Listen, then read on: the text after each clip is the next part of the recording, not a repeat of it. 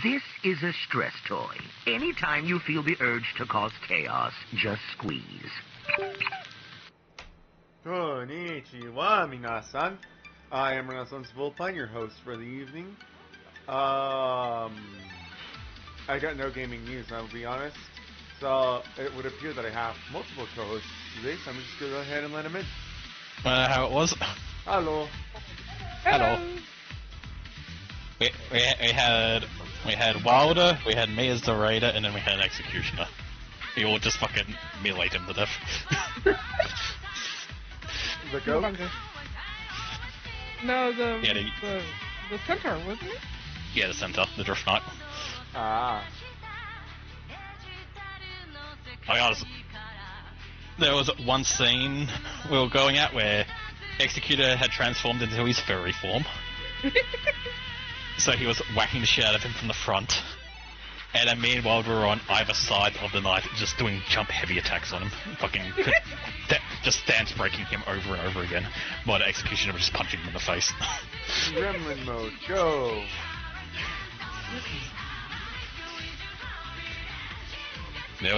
We had literally just dissolved to monkey, but it was working.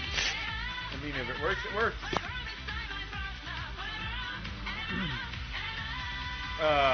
Seeming as it's the pre-show, anyone got any gaming news?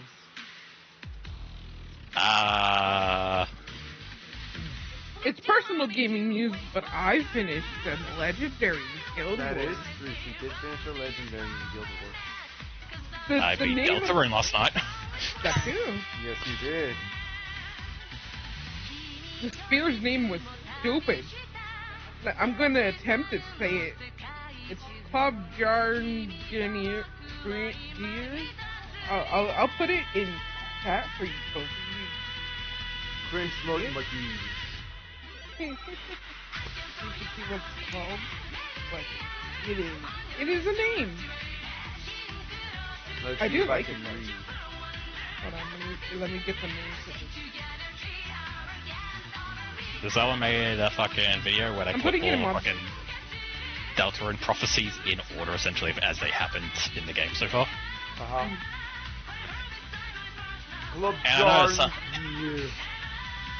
I noticed something, and everyone else who watched the video also pointed it out, but I noticed something when I was watching it. The 3 legendary heroes, there's actually 4 of them. Okay. The prophecy on the girl, there's actually 2 girls. Oh. So there's the girl in the legendary trio, and it's like, I actually think it's referring to Nicole. And then Susie's meant to show up later. Yeah. Noelle, whatever. Sorry. I was confused. I was searching for who the fuck was named Nicole in Deltarune. Yeah. I was like, Okay. it's Nicole. Who gives a shit? That's what the important part. The important part is Susie's meant to come in later. So I'm pretty sure that means this prophecy's already broken. I still think December that is the Roaring Night. I mean, that makes sense. She got trapped inside of a shelter. It's a running theory. Well, the way it... Because if you think about, like, you know, when they talk about the shelter, Chris is scared of the shelter, and everyone made fun of him for it. But the way they kind of, like, talk about it is, like, he says that, like, he saw something he shouldn't, kind of thing, right? I feel like Chris and fucking December both went into the shelter, because it sounds like, you know, out of the, like, 4 kids, they seem to be more like the bratty, more like, you know, daredevil, fucking will take risks kids, where Azrael and Noelle were more like, we'll stay back and, you know, be good. So I think both of them went in, and only Chris came out. There's another thing that I want to take note of. It's like everyone keeps on saying that Azrael is coming back the day of the festival from college. Do we actually know he's at college? I mean, he could be lying. He could be lying. There's no actual proof. that Azrael is at college. I don't think there's actually even proof that he's coming back on the day of the festival. Everyone just keeps saying so as well, yeah. I believe it's kind of suggested that he might be coming back for the weekend, but also that itself is not confirmed. So I think most people are just somewhat reading into it, where it's like, oh, well, the festival's on Saturday, and Azrael's coming back for the weekend by the sounds of it, so he's coming back on the festival, which is next chapter.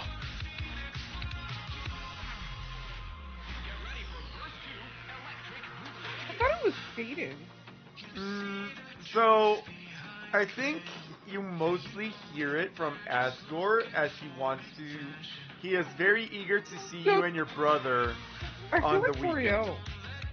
Toriel also mentioned that he's coming back. It's never explicitly stated when he's coming back, just that True. he's coming back. Like, the way they're talking about it makes it sound like he's coming soon. And, you know, being someone at college, you would have kind of pieced together that means would come back for the weekend type thing, right? So I think people are just reading into a lot of it.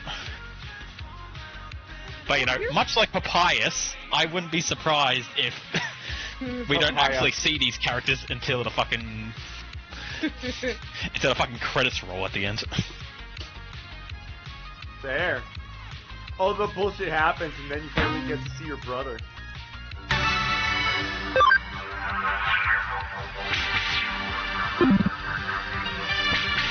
I did not wish to continue going deaf. Thank you very much, Digimon. Honestly, what is with games trying to make you go deaf?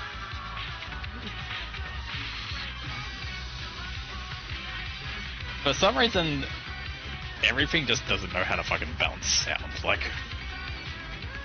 I think the thing that pisses says you are always welcome with you highlighted in red, like he is talking to a player.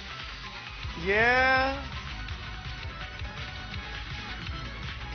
Yeah, there's that too. Unfortunately, the way that it ends up going is...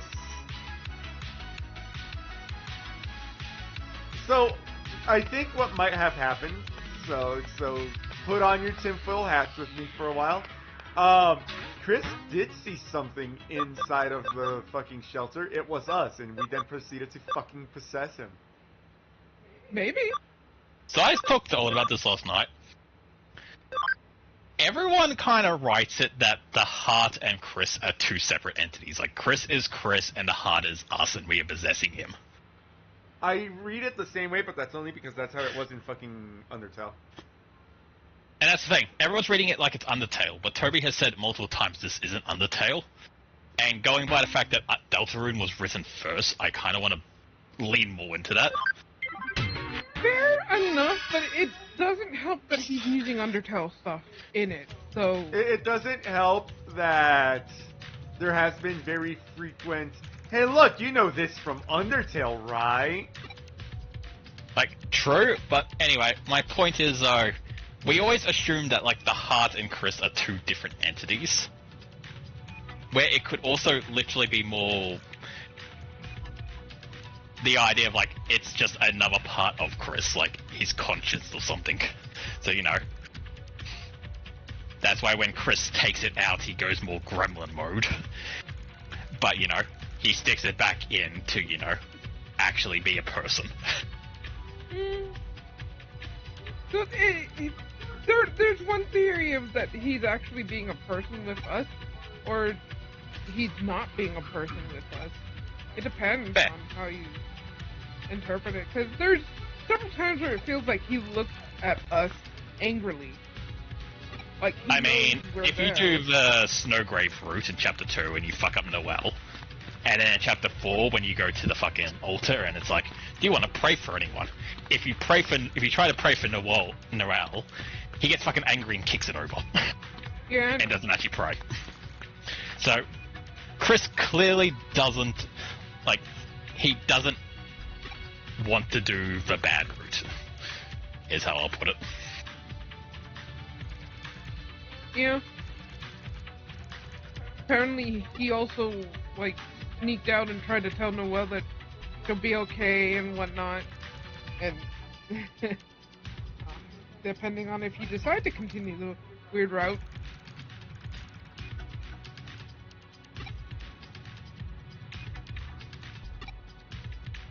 Oh, gross. Why would you do that?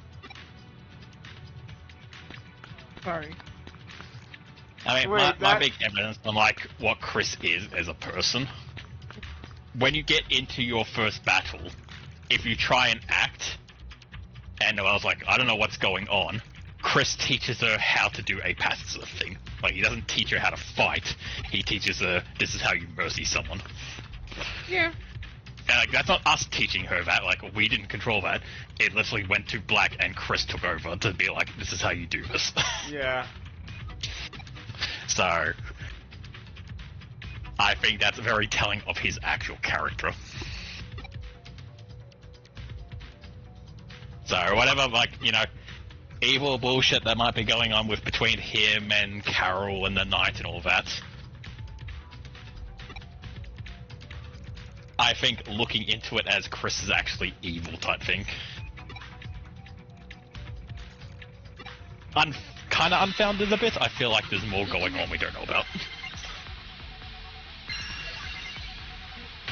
I wouldn't say he's evil. Holy shit, Beardramon. Yeah, she barely survived that. You should also let me know when you want me to grind again, because it's gonna take a while. There.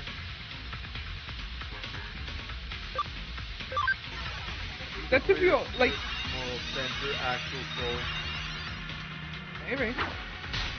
Potentially.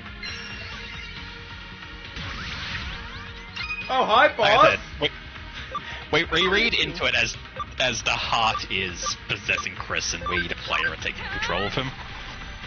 But I feel like that's us reading into it because of Undertale. True. I can agree that we probably are reading into... The issue is that when it comes down to it, it really is, am I reading too much into it or am I not reading into it enough?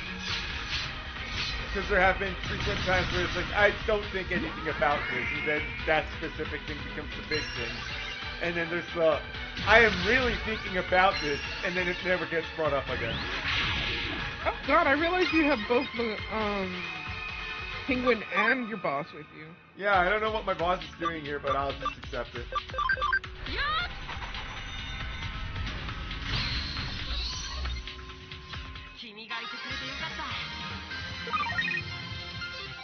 And I will say about Toby as a writer though. What? Last night when the scene happened, I was kind of upset with him being like, read the fucking room in your own fucking game. But thinking about it, I'm like, I have never seen an author dislike his own creation so much that he's now actively trying to make everyone hate Sans. Wait. Like, I don't think it was an hates accident. Sans? I don't think he hates Sans, he just hates how everyone, like, meme-ified him to the point where now he kinda can't stand him. The issue? Like, he has said multiple times on Twitter, like, guys, it's not that, like, I'm getting the feeling that he himself doesn't care much for Sans anymore. Not like he hates him, but he is sick of people overhyping the character, and now he's kind of trying to do, like, a bit of a character death on him. And I think the end of Chapter 4 really actually builds that in, being like, it becomes so fucking awkward, especially when Susie leaves, where it's just Chris having to look at his alcoholic mother, dancing with essentially a fucking janitor, and him just going to bed but can't get him to sleep because they won't turn the music down. I wouldn't call her alcoholic, but he probably doesn't like seeing her drunk.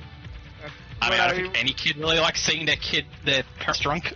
Yeah. What I will say is that I think the issue with Sans specifically is that when you just when it was just Undertale and he's the funny haha skeleton, look at all the bad puns he's making, it was okay. But then as soon as it wasn't in Undertale and the joke just became, hey look, it's Sans. There was no joke, it was just look, it's Sans. It's like looking at a vent and going Among Us. It's not funny, it's just he the also meme. did. He also technically did that. Yeah. I mean, here's the thing I will say about the Among Us joke, though, in the fucking, like, chapter before. Them pointing to the vent and just being like, Among Us, haha. But they didn't leave it at that. You then used the vent to actually get around, so, you know. Yeah. Yes, he is bringing attention to a very stupid meme that's been around way too long than it should have. But at the same time, it wasn't just that, and then you end up actually crawling through the vent. Yeah. So, you know, it gives the vent purpose more than just the stupid joke. Fair Where Sans is still just standing there and people are pointing to him and being like, hey look, it's Sans on the tail.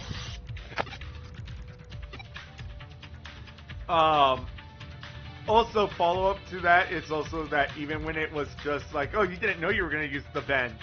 It was like, oh, hey, nice reference. What reference? Like, the punchline there is, I don't know that shit. Did I just do something cringe?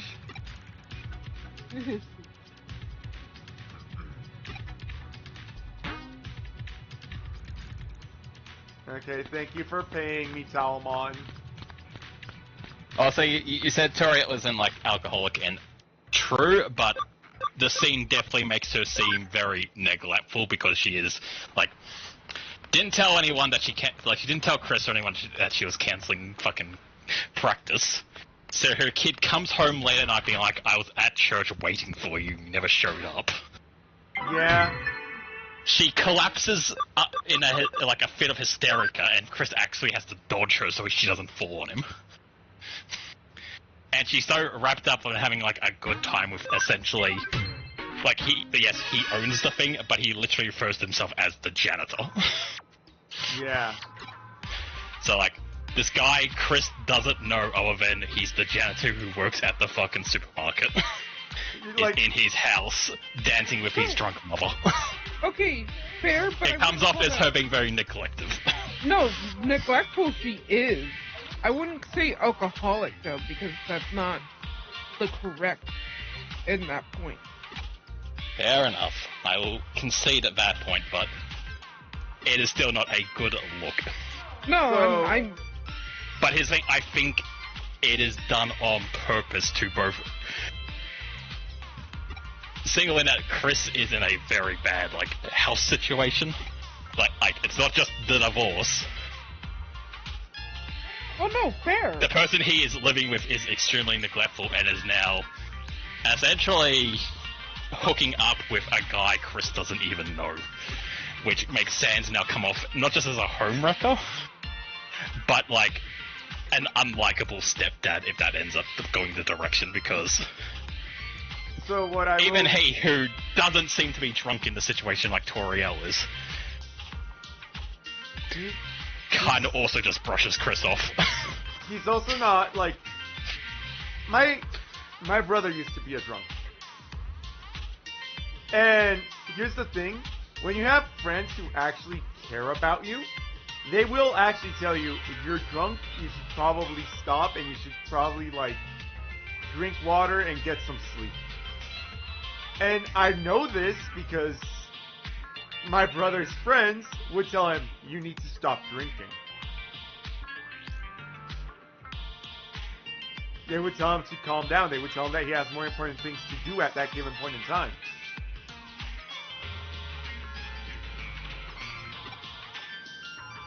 Well, here's what I'm going to add to this, as seeing as I had to experience both. It's similar to Chris, the drunk mother, and bringing both parents, bringing in people I didn't care to know for too often, right? Ah. I think he was more turned off from the situation of, like, just seeing an entirely different side of her. I wouldn't call her full-on neglectful, like she's neglecting him all of his life, but she's clearly been, like, what am I trying to say? Nut. It's clearly that she's not thinking of like her family. He's always gonna feel uncomfortable because when you get introduced to that person, you're not gonna feel comfortable with them ever until you like spend enough time. But I don't think Chris wants to spend time with Sam. I don't know what I'm trying to say. It's just I had words and then I lost them. I think the other thing that just bothers me about Sans is that he's been here for a grand total of at best 4 days. And since day one, he's been like, yeah, I know your mom.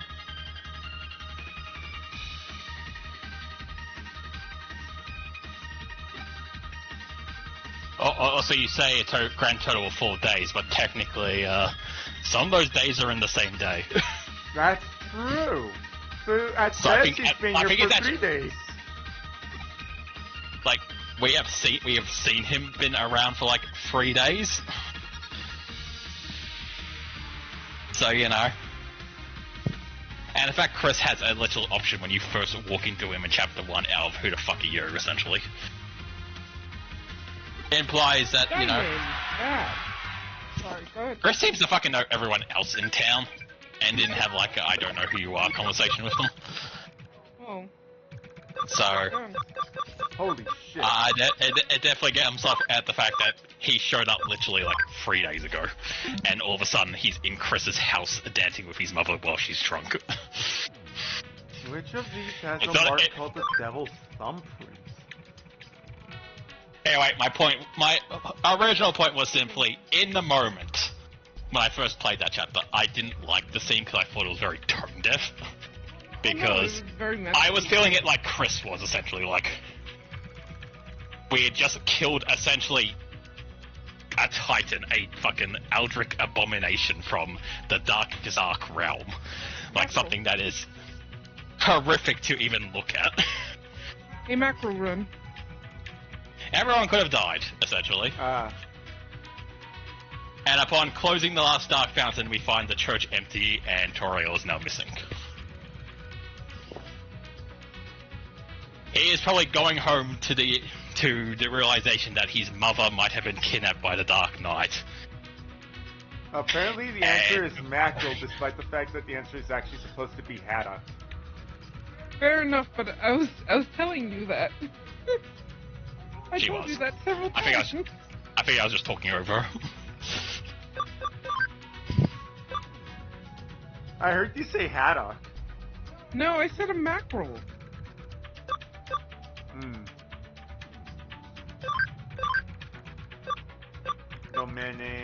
Anyway, walking into the house and just like finding essentially a party going on, I was like, wow, that was a really fucking stupid way to end chapter 4. That felt so tone deaf at the end. But now that I have thought about it, I'm like, yeah, no, this is actually an excellent way to expand on Chris's character. And even Susie's character, because she took one look at the situation and was like, I'm out. And not just like an awkward friend being like, yeah, I don't want to really hang out here right now, like, I'm out. It also seemed to hit her in a very bad way. So I'm curious if her home life is probably similar, of like, coming home to a drunk parent type situation. Yeah. So I think I have taken back my opinion of last night that I actually kind of like the scene now.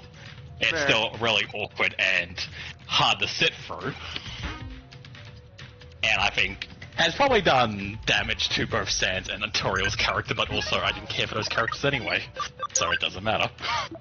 It has expanded Chris and Susie's character. And that's always good because those characters need more time. Funny enough, despite being the main characters. Yeah. I like what Cole said. If Papyrus does show up, he wants him to smacks the shit out of Sam. I wouldn't mind that either. Papyrus was always the better character anyway. We've seen Papyrus so little, I'm just sitting here like, holy shit, they actually did it. They killed Papyrus, the better brother.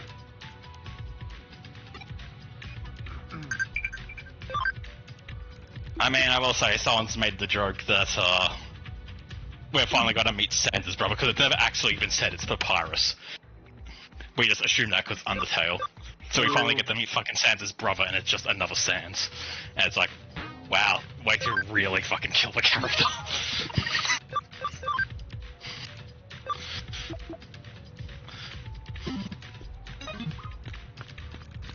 That would upset me. Yeah, that would upset me too. You guys are so excited for Sans' brother, and it's not even the brother you wanted, it's just some other guy. I mean, it could technically be Gaster. Yeah.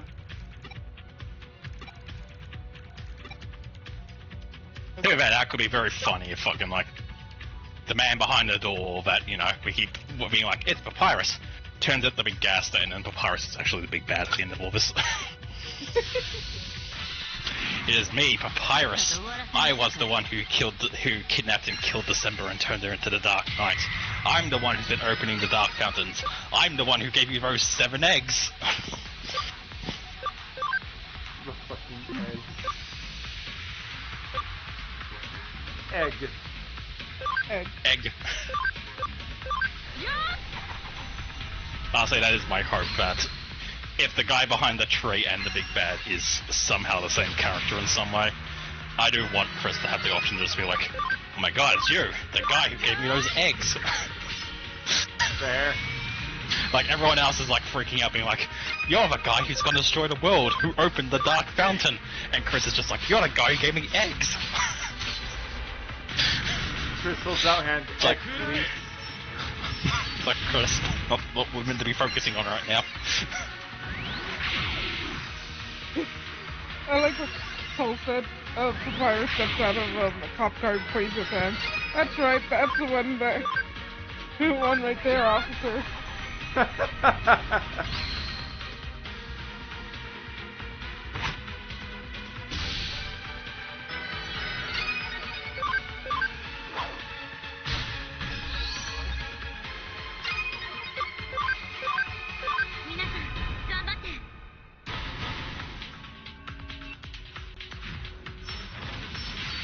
That's the one right there, officer.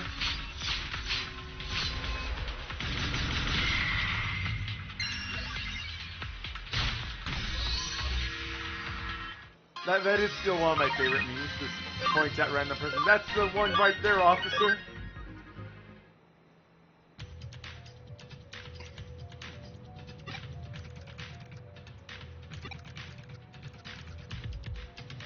But yeah, I will say for Chapter 5, I think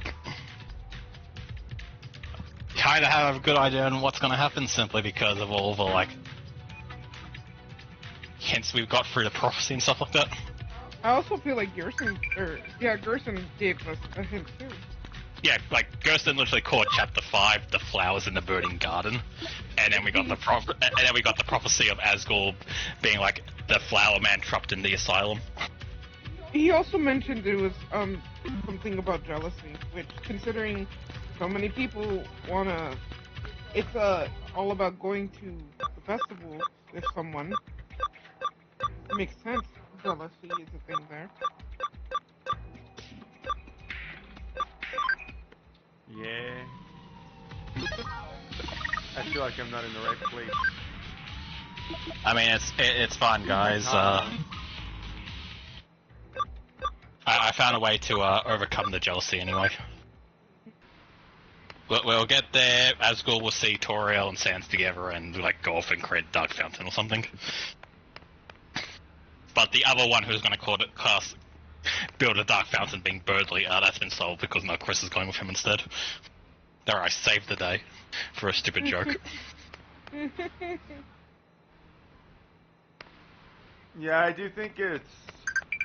Actually, yeah, it is between, I do believe maybe Asgard might get it, considering he has a Dark Crystal. He does have a dark crystal. See, the fact that Asgore has a dark crystal makes me think that he's gonna be a mid boss. Say mid boss. The reason I say mid boss is because it's always, well, actually secret boss, not mid boss. Because even when you fight Gerson, when he gives Susie the crystals, like, they really wanted me to use this for some reason.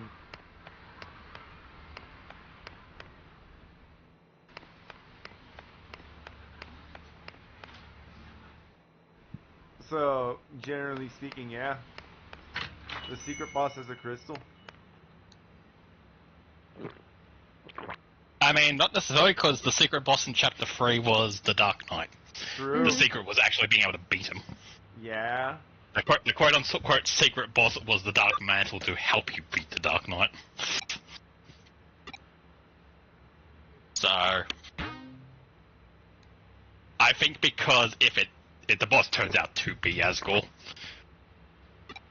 beating up your dad's probably not something Chris wants to do, so beating him up for the Dark Crystal will probably be like, there's gonna be a recipe to it, essentially. And if you cook it right, you'll get a Dark Crystal out of it.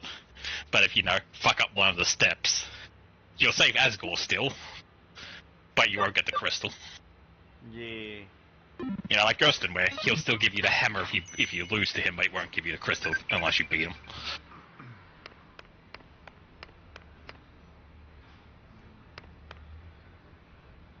You don't see Berdley doing anything else because we already dealt with him in Chapter 2. He'll just run home and complain to whatever counts for Reddit and or 4chan in that universe.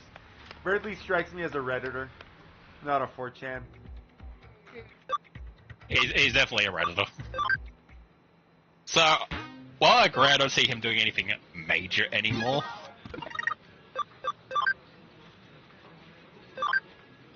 I feel like there is still opportunity for him to do something, seeing as he has like 3 different fucking outcomes after Chapter 3. Yeah. Or Chapter 2, I should say. Like, he could be in hospital. He could be in hospital, he could have a broken arm, or he could be perfectly fine and think it's all a dream. And that feels like each one is set up for possibly something. Like, one that comes to mind immediately is out of, like, the main locations in town to become, like, dark fountains. We've done the school, we've done Chris's house, we've done fucking the library, and we've now done the church. The 2 big ones left, like, iconic-wise, is Asgore's place and the hospital. So if Berdley was, if he did an ice fucking, a snow grave route, and now Berdley's in hospital, I could then see, like, if the hospital becomes a dark fountain, Berdley's now in there again.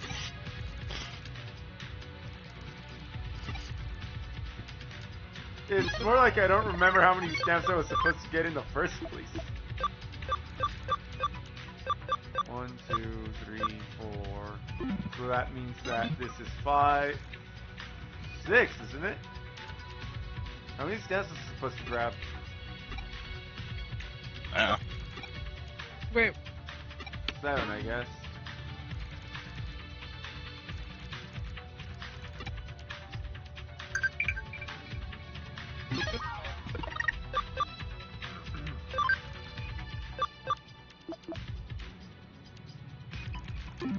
Shinjuku. I mean, if it's also the hospital, there's a good chance Noelle's dad gets dragged into things. Fair. If he is into the Roaring Night.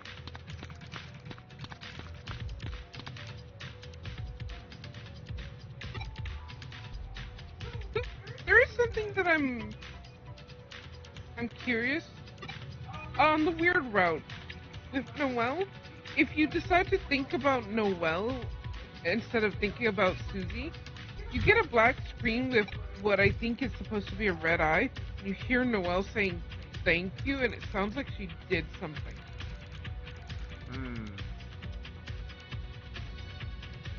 Now, I don't know what it means, because it sounds like she possibly killed someone. But at the same time, I'm not sure.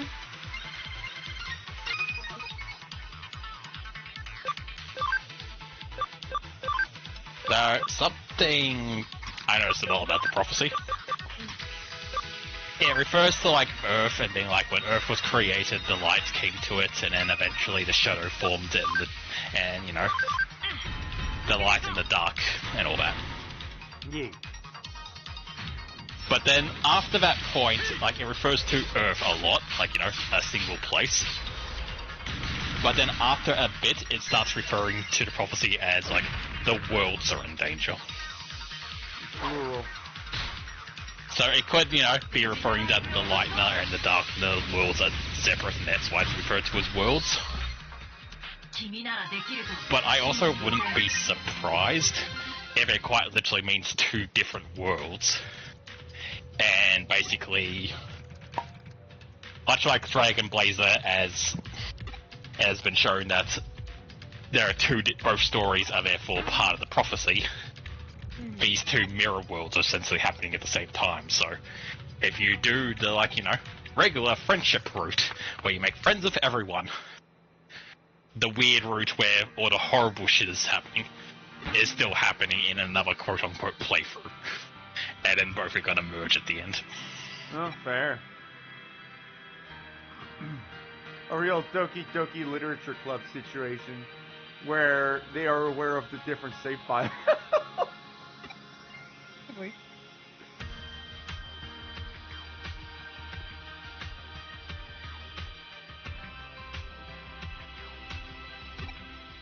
Yeah, so I will also say on the, like, Roaring Night, I do agree, like, December's probably still my highest guess.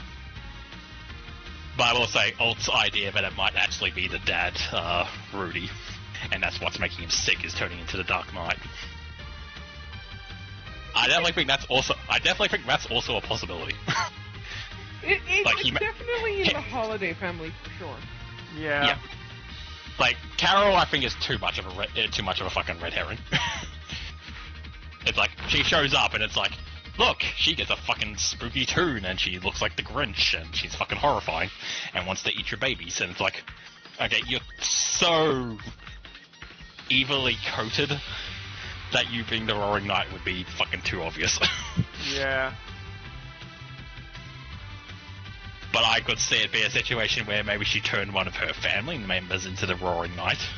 So December or Rudy is the Roaring Knight, and maybe like Rudy's the Roaring Knight and doesn't know about it when he transforms, like werewolf rules type thing. And that's why he's sick, and no one knows why he's sick, and they have to keep running tests. It is true that it is just, why are you sick? Oh. Well, so, you know, chapter 1 and 2,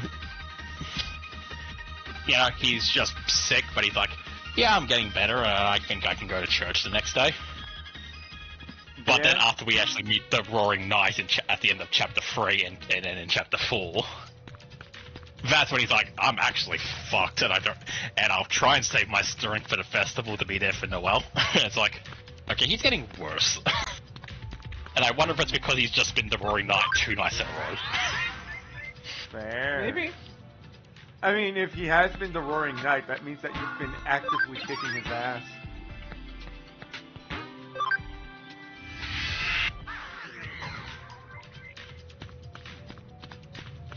So, 2 reasons for him to, you know, not feel great.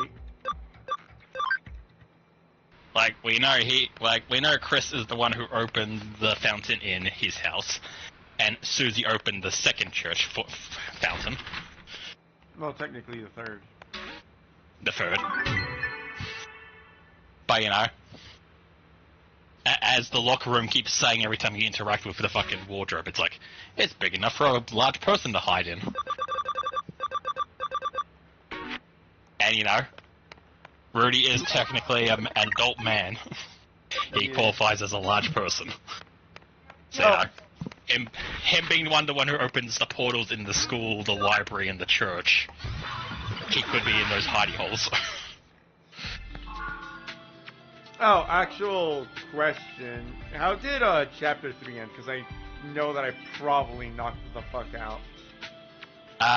So my playthrough, everyone kind of like left tether and broke all their contracts, and we had this big like runaway section, which was very funny, where you try to stealth past all the spotlights, but every time you go past one of the curtains, another person joins you. So there's just like this huge clump of people trying to like sneak past everything. Yeah. Tenor then has a big meltdown and boss fight, which was less of a boss fight and more Of mental breakdown. you just stop playing his game, essentially. Like, every time he's like, now we're gonna do this, you just don't do anything. And eventually he gives up by being like, why doesn't anyone love me? But then Susie suggests giving the TV to someone who actually will love him, because fucking Chris's family obviously doesn't want the TV anymore. They're It's clearly not interesting using it. 'cause you could have had Tedda in Darktown. Yeah, I gave him away too soon.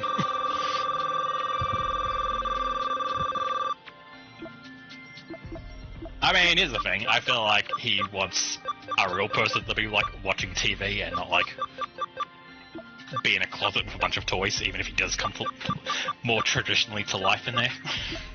Yeah. So, you know, I'm still happy giving him to the ghosts, and for the ghosts to now watch him. The totally not Metaton. Yep. The ghost. Well, technically they're not Metaton. It's, because he took the name Metaton when he got put into the robot body. True. Blukey calls him something else, but I can't remember what it was. Yeah.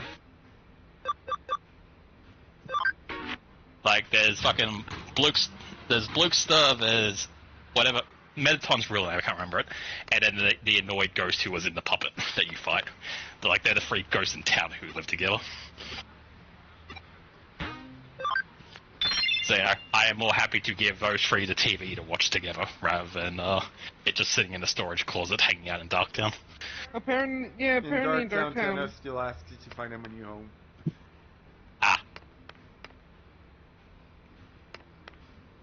Because But I know anyway, that in the one that we watched on YouTube, the Roaring Knight kidnaps the fuck out of Undyne. Yeah, Undyne's still Yeah. kidnapped. So basically how it ends is Susie says that they'll give Tenor to someone who actually wants the TV, and Tenor agrees. So he takes you outside to pick up Toriel so everyone can go home and close the fountain and all that. But then just before that happens, the fucking Roaring Knight shows up and beats the shit out of Tenor and tries to take Toriel. You fight the Roaring Knight. I break his sword because I'm apparently really good at video games. And then he runs off and kidnaps Undyne instead. Yeah. From what I've seen of, like, the other route where you don't recruit anyone or make friends with anyone, you just kind of skip everything, the ending's somewhat the same. It just seems like people are more on Tenor's side at the end, like the other characters are on Tenor's side. Where in the route I took, everyone slowly kind of like one by one quits. Yeah. And just leaves Tenor alone to be like, I'm gonna capture you alone, I guess. Everyone else has left me. Yeah. Like, that's the big difference, I feel like, in Chapter 3, by the looks of it. It's not as, like, you know, large of a difference like it is in Chapter 2, where you can have, like, a fun time with Queen, or everyone's fucking dead and everything's really weird, and then fucking Spamton just shows up to be like, I fucking did it myself, Chris, because you suck. That's fine. Yeah, that was a huge... Chapter 2 had such a massive A to B. Where I grinded out all my Digimon. There's where you grinded all the Digimans. Yeah, it's probably one of the better places to grind, just because fucking shit's his. Nice to beat up, and it gives a lot of XP. I think you also fight a bunch of mega level Digimon here. Nah, Yeah. fair.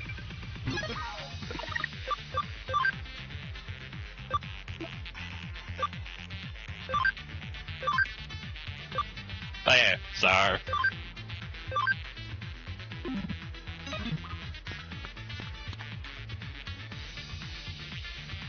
There. Chapter 3, not much difference in terms of, like, ending other than, like, you know, do you have friends or not? And Chapter 4, from what I've seen, kind of the same, only, you know, are you going to defeat the Roaring Knight? Don't worry, your friends are here to help you get to the fight so you can defeat him. Otherwise, you know, if you don't make friends, it's... Don't worry, guys, Jackson, will fucking sacrifice myself so you can go fight him. And it's like, oh, okay. That's sad.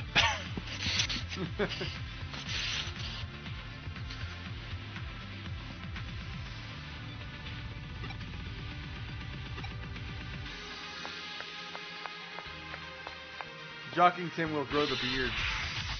That is true. Dockington does need to grow the beard for the prophecy to come true. So Yep. that's how we know. That's how we know the world and the world is approaching if he suddenly shows up with a beard. And it can't be a fake beard. He has to grow the beard. And it can't just be any beard. It has to be the beard. Yeah. Yeah, I also noticed about looking at the prophecy again when I was watching the video. What? The Jockington fucking prophecy. He's in the shape of that fucking cool ass we used to fucking draw in school. Yeah. He's just so cool, guys. He is really cool. He is so undeniably cool. I mean, he's a snake, he wears his baseball cap backwards, and he's dating a fucking thick goth girl. He's literally winning at life. Yep. He's also apparently going to grow a really cool beard.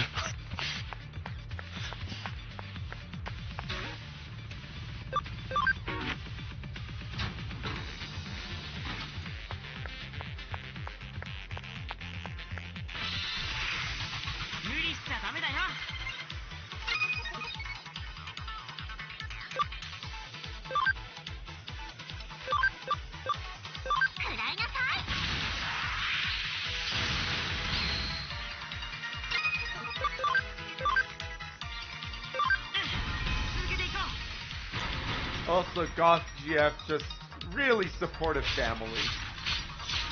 Yeah. Like, hilariously supportive.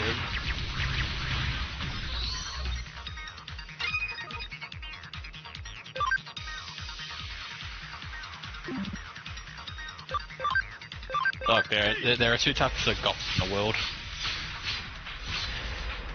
You have the extra moody, my family doesn't love me and I hate the world goths. And then you have the more, I surprisingly love life, my family's great. 8, go Mets. It's not about the money, Spider-Man. It's about the meth.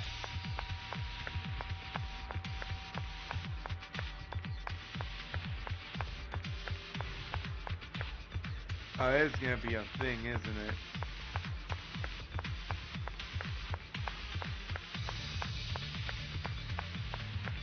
Oh yeah, this is gonna be a thing. A very annoying thing. Okay, fine. I'll figure out the elevator puzzle. The elevator puzzle. The elevator puzzle. Which elevator leads to the right place? Oh, I also learned a thing as well that I'll definitely need to do next time. When you're in the church, you can actually return to Darktown. Or Fountain Town, or whatever it's called. Yes. Oh, actual question, because, again, another thing that I probably was knocked out for. Because, again, the YouTube videos that we watched kind of just didn't bother with trying to lore at all. There were a lot of times when you could have asked about Asgore that the motherfucker never asked about Asgore for. What did people say about Asgore?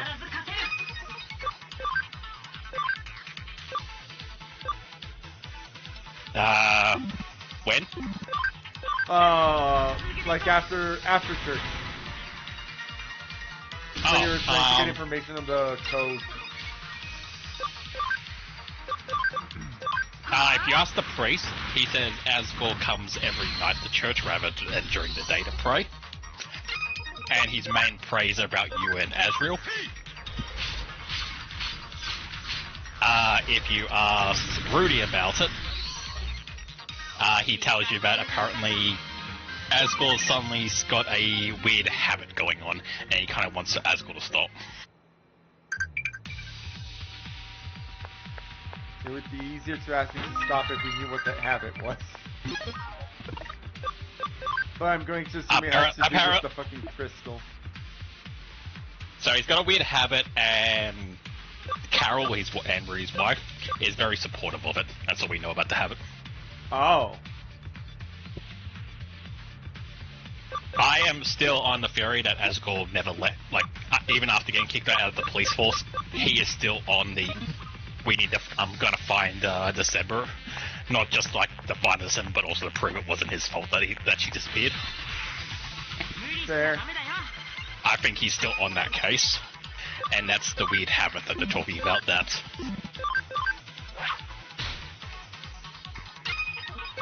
everyone else is like, okay, it's been so long. You need to let it rest already. You need to drop it and let it rest. It's unsolvable. But he's like, no, I can do this. When Rudy mentioned it, Torio could eliminate him in the face. Yeah, that's right.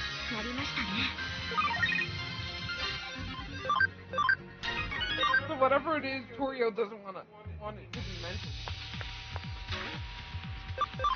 Also, I'm back. Welcome back. Again, it really, since the story of Deltarune seems to mostly be revolving around, you know, the December family, it feels like the one who is the most out of the loop is Toriel.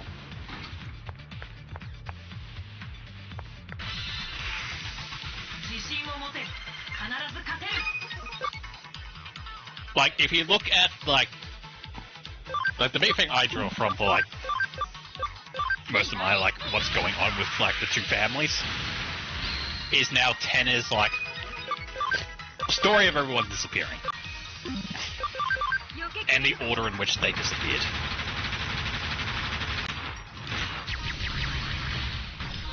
Uh-huh. And basically the big thing is, even Noelle stopped hanging out before Rudy did. Yeah. So it feels like whatever it was, the fact that even Noelle was when it comes to family, friends with kids that get along type situation, kids tend to hang on to that friendship a bit longer than the parents do. So the fact that Rudy kept hanging around, I think, was it mostly probably for Chris and Asriel's sake type thing. Because I'm getting the feeling Toriel just doesn't want anything to do with anything that's going on. Fair.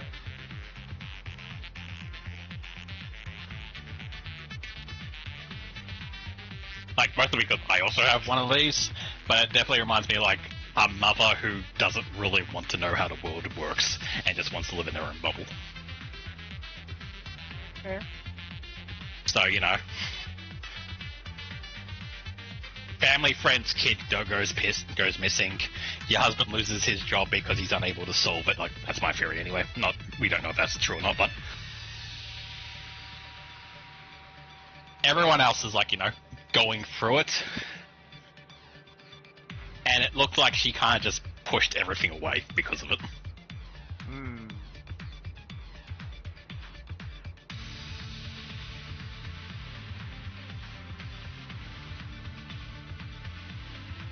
Undertale, Toriel, She is very much written as... If you read into it, you'll see that, you know, she's a bit unlikable and kind of mean-spirited. But it's not really there. It's more like, you know, if you really look into the facts of, like, what's going on, you can see it. So, you know, most people will walk out of their Undertale playthrough being like, I like these characters, I like Toriel. But Deltarune feels like it's being a lot more upfront that, like, she's not exactly the most likable person. Yeah. Yeah.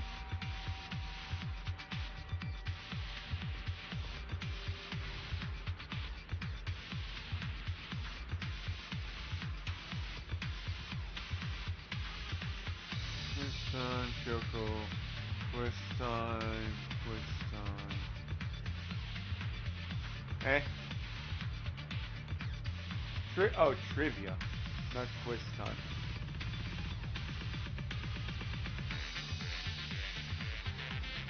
I don't remember this answer. Let me see. Sorry, I'm working. Trivia. Who was the ghostly figure you faced your first time into Kaloon? I'm pretty sure that was the pale goat or the white boy or let's see the answer. Okay, let me look it up. Yeah, that's like. Wait, it might actually be Arata, but let me make sure.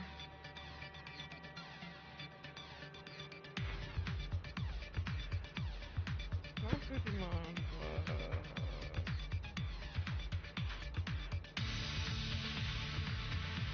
it was Arata. Okay, because I genuinely did not fucking remember. I started looking it up, I just could not find the question.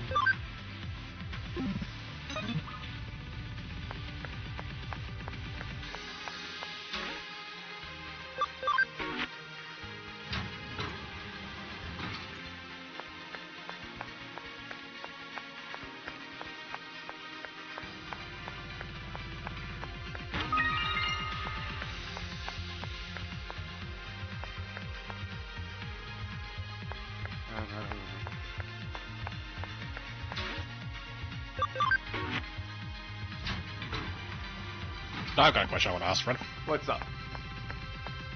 On Discord, why you got the, like, next to your username, you got, like, the word KISS next to your name? I don't know how that happened, but it's from Kisssoft's server, and it just... Would you like this to show that you're in Kisssoft's server about fucking Atlas? I'm like, sure, why not? You have the kiss? Yeah, I have a little kiss next to my name. I never noticed it. It just showed Did you up get it? today. I just noticed it now. I think it depends on what level the server is.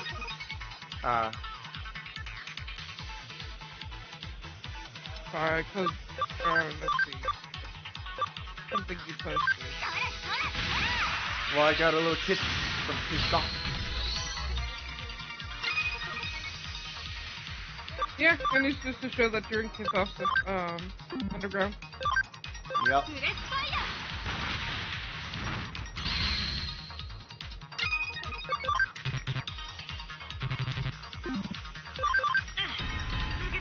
Man, I run through SP like it's water.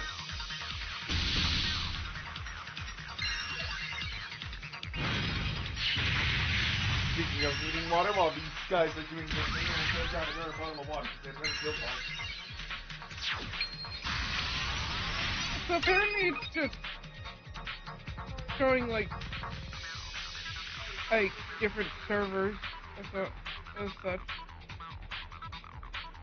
that you might be in.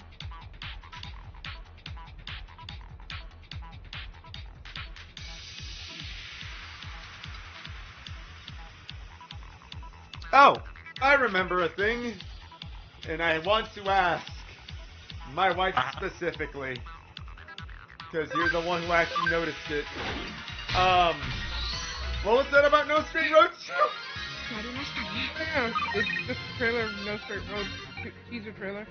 It's being Ooh. It's being made. There might be a third character, but they haven't shown it all. Ah. I'm in between Mayday's new hairstyle because it is very her, but it also looks weird. That is a normal reaction to have to someone's silhouette changing. Yeah. That is probably what it is that her silhouette is very different now. I mean, so is Zeus, but his just looks more the same of... It looks more of the same, essentially. Like, I like how he looks. Ah. His is simple. Basically, his hair just got longer, essentially.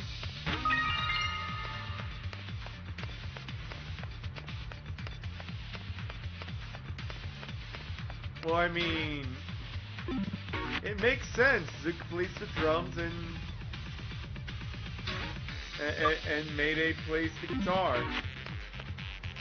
They're mixing a whole ass bassist and vocalist.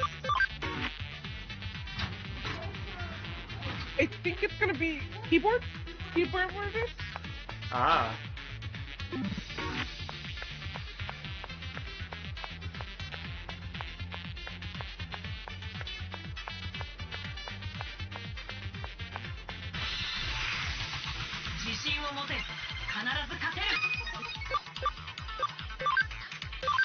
Oh yeah, something else I thought of as well. Hi. When you beat Chapter 4, you get the congratulations, we're now exactly halfway through the game. Well, if we go into like the level select screen, it goes up to 7. Yeah. The ending of Chapter 4 wouldn't exactly be halfway through the game. It would be a bit longer than that. I mean, Numerically speaking, 4 is right in the middle of 1 and 7. Actually, it would be 8, but correct. But I'm just saying. I wonder if that means there's actually going to be 8 chapters. Or like, add 8 bonus chapter type thing.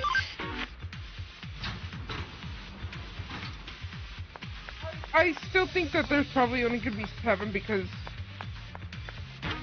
Considering how different Chapter 4 was to the rest of it, I feel like it was exactly the halfway point, as he likes to... or it was stated. So... Fair enough. It was just something I thought of that I'm like... I wonder if that's just the English language being weird, or... is a bit more to it. I think that's just math being retarded.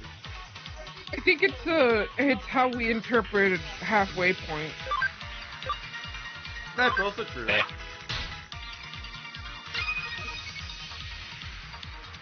But, you know, half of 7 is 3.5, not 4, so... Okay. Technically 4 would be technically 4 would be halfway through a game, but also would. Okay, but when I say numerically speaking, 4 is the halfway point. It's 1, 2, 3. Separate the 4, 5, 6, 7. So 4 is surrounded by 2 3s.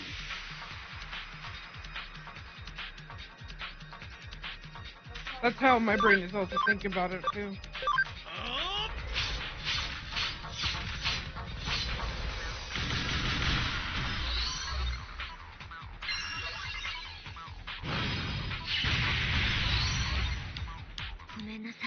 Look, I may be retarded, but there's like a semblance of functionality in there. That's how my brain was working on it too, so it might have been how we were taught over here. I'm not disagreeing with anything you've said. Fair. Everything you said is correct.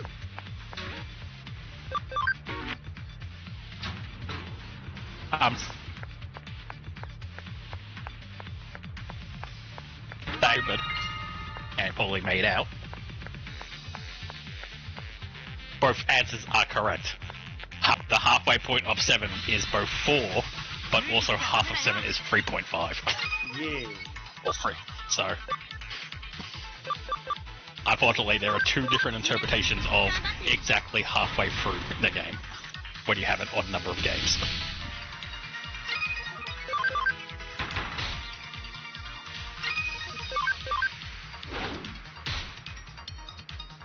It's the Common Rider. Kill him.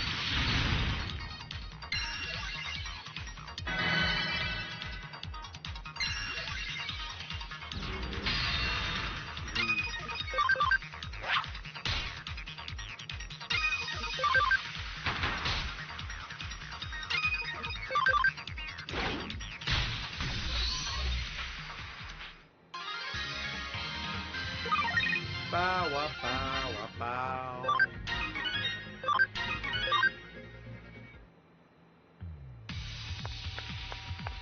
You were supposed to help Uni with a thing today.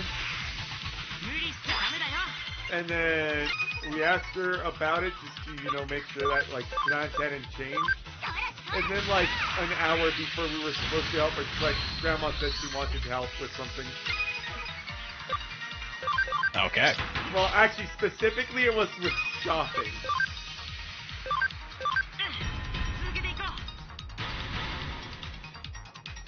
I don't think Nana wants us to move out. It's possible.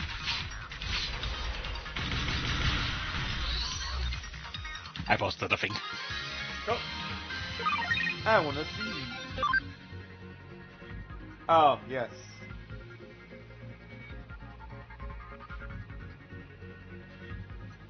Going back to Castletown after Toich. Yeah. Just him. We kind of lost We're off. her. Hello? Hello. Hello. Well, what I said was I'm a little disappointed that my song isn't in the fucking playlist for the ODST. Fair. There. Because, like, yes, it is technically just Lance's song again. Feel free to join us if you want. Yeah. Like, it is just Lance's song again, but it's like, it's a remix. It's a very Give me good the remix. remix, too.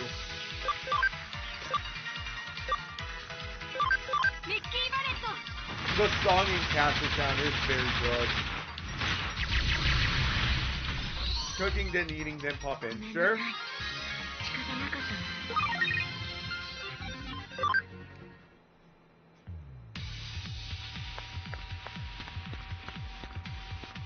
Oh yeah, that remix of Lance's songs is Chef Kiss. What No, about I- the cat? Okay. Not over here. Yeah, he's not in his usual spot.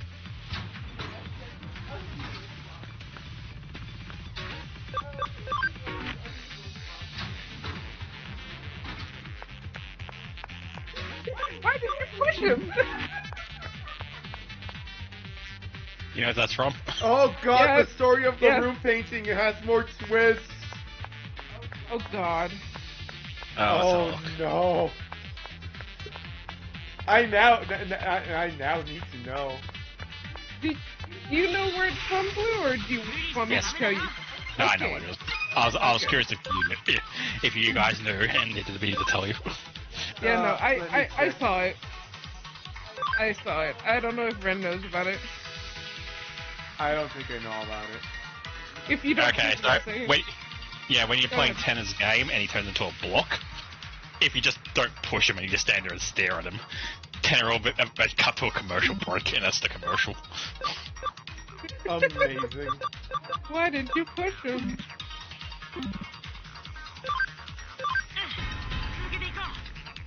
I've also recently learned that all the Ralsei ads for like his plushie Uh-huh. are just the original Spamston ad, but now with Ralsei. That's great. Yeah, he also mentioned something about fill him up with juice and throw him against the wall or something like that, and Yeah. that's what happened.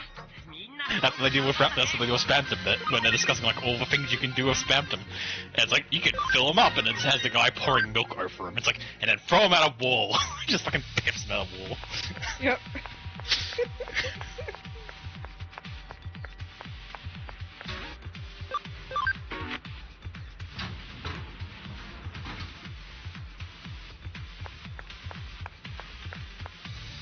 Oh yeah, I got more art to fucking add to the collection of weird Deltarune stuff that people think are sexy. Oh. Oh no. Here you go.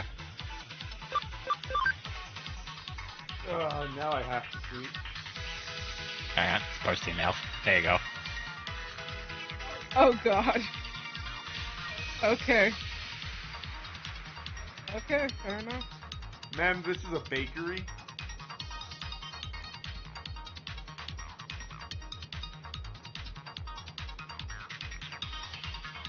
What is that, and why does it just look like a fucking, Mimikyu? I don't need that. It's the Shadow Mantle from the boss fight. Ah. So when you fight the Shadow Mantle, so you can put it on and go fight the Royal Knight. That's obviously not as curvy as that, but that is what it looks like. Yeah. Fair enough. What I will Wait, say, simply because Just, I'm a fucking just a weirdo. collection of... Just a collection where, you know, last night when I was like, oh, I know what this thing's gonna be when I saw the Titan show up, because I'd seen previous drawings of it. And you guys were very surprised by that.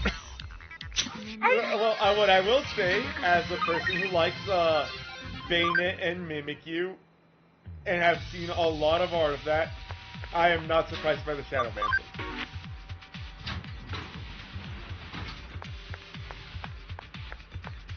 Like, the Titan is just a humanoid body, but essentially with, like, angel wings coming out of its face.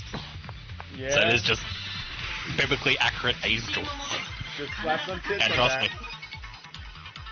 me, people have done worse. Yep. Fair enough. People will always do worse. Yeah. Every time you think your faith in humanity has gone low enough, we'll find another way to make sure that you regret that thought. Yeah. I thought I need to change it. I had to go on, since I was looking at my FA, I had to go and change some settings. Now I need to change it back, so... You have an FA? You pervert.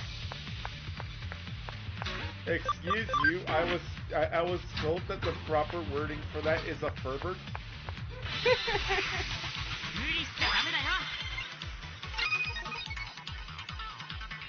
Hey, another thing I've learned. You know how you can get scores in the fucking mini games in Looks to Uh-huh. there's a T rank room. Yep. Tenorin? And it, yep, 10 rank, and it's just a room with fucking him in there T-posing. Yep. Amazing. So good. To be fair, my favorite one is still the guy in the dressing room.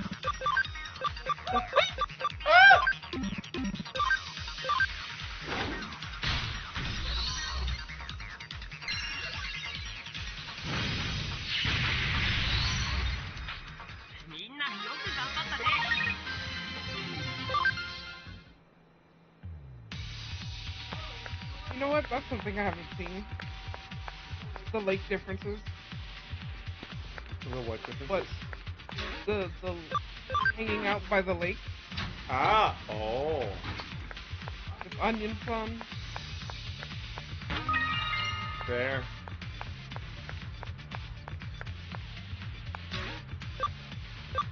I understand that people don't like onion. I kind of just find them a little weird. After telling Onion Sun to fuck off, have been some of my favorite scenes. Like Chris and Susie just hanging out, looking at the lake. I Kinda know. cute. I like it. Fair, fair. I know people don't like him because he's just really awkward. I don't know, I find that slightly endearing about him. But then he overstays his welcome. For me, Onion Sun is the same as Alphys in Undertale, where they both just don't shut up, and they get to the point where I find them annoying now. Oh, fair. Like, if they both talked less, then yes, I think they would be better. But the fact... they just fucking kill the momentum of the game, because it becomes a snail pace to get through their sections. Fair enough. I'm not trying to rush through the game, but I also don't want to go that fucking slowly.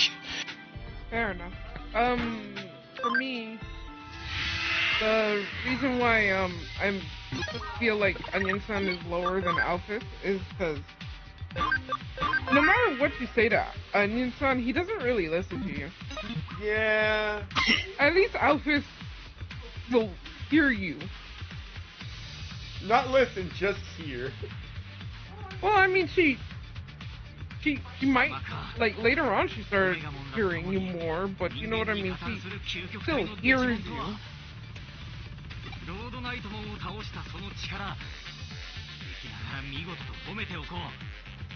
So Crusader Mom was a virus, all I needed was 3 fucking vaccines, and that bitch was gonna eat dirt.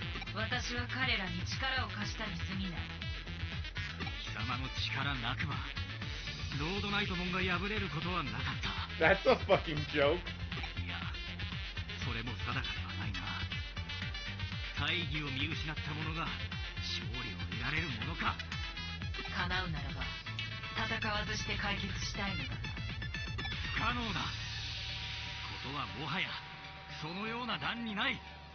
I mean, technically speaking, the fact that you two are talking and not just throwing fists as soon as you see each other means that this can be actually resolved without throwing fists. You're just being a dumb bitch.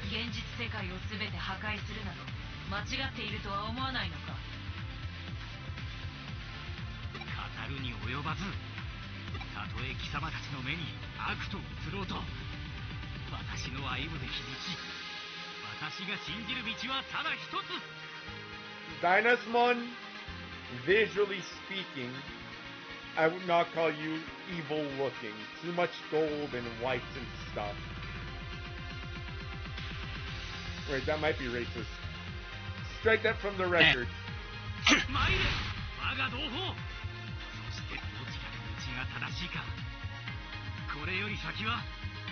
Like, color-wise, yes, he's got very regal appearance.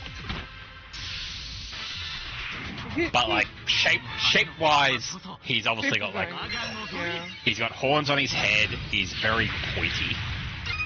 His main motif is triangles. He then has also a lot of has circles essentially and triangles.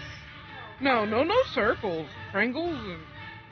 He's just rounded out, but not really circles. He's more triangles. He's very round and scabby.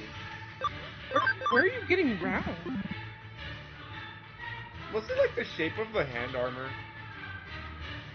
Yeah, he has very curvy figures in him.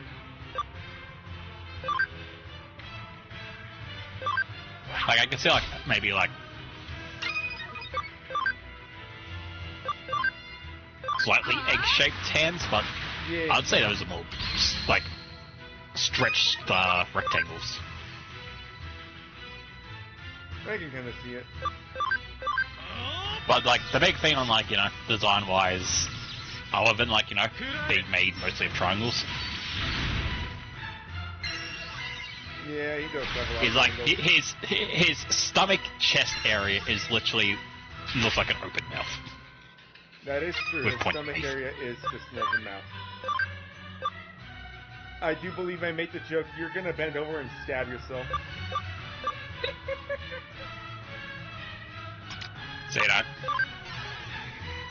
while color-wise he is regaled, and that's, you know, where I think the Holy Knight energy comes from, he definitely does not look like Friend.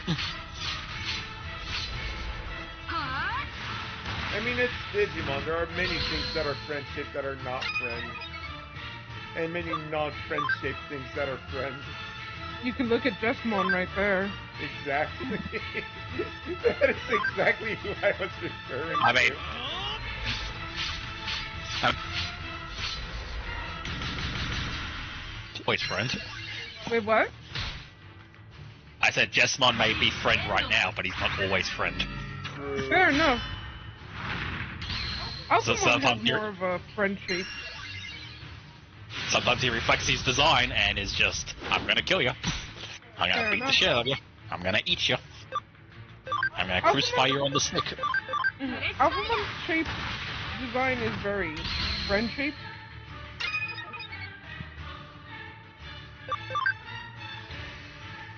Except for like maybe the ears. Everything else is. It's actually Alphamon's design is more. Look at me, I am strong. I look like a box or a square.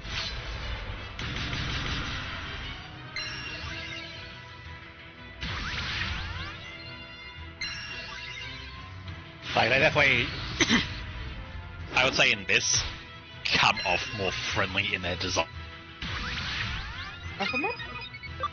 I'm toned down. The Alphamon. I think they've been toned down a bit. Like, if you look at, like, the Alphamon in Tri, and you compare it to the Alphamon right here. Oh, True. Tri Alphamon, as soon as they walk in, even though they're the same body shape, is more stylized to immediately invoke this is a threat. Where this one, I would agree, is slightly more round and therefore has that more... They're still a big, powerful and strong character, but they also got that friendly aspect to them because that's what they're meant to have. I mean, to be fair, it also, you know, Digimon Tri Alphamon is like, oh, you can't not look up at that. That's scary. Where this one is slightly human-sized. Yep. You know, you aren't the. I mean, you aren't just the height of its ankle, and that's it. Like, Alphamon is meant to step in, be intimidating enough for you to be like, oh fuck, he's gonna kick the shit at everyone, and then immediately tries to murk a cat. Yeah. This one, you're like, man, I can't believe in that suit of armor is a really attractive woman. True. Also true. She is a very attractive woman.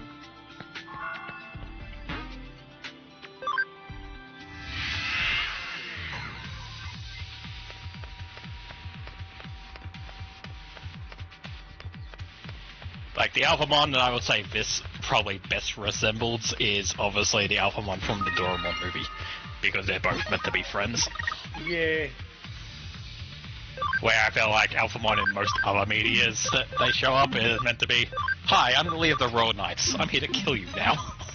Hello, you're gonna die now. Why? Because I'm the leader of the Royal Knights. Stab. Why? Yeah. I told Ren that I finally figured out a little bit of perspective recently. Oh? How to understand it. So, in perspective, there's a thing called the horizon line, right? Uh-huh. And the horizon line is essentially your eye level. So, when things are above the horizon line, you're looking up at them, and when they're below the horizon line, you're looking down at them. Now, you need to use the horizon line to basically figure out how other people interact with, basically make perspective look essentially correct. And people have explained it, but I never fully understood how you truly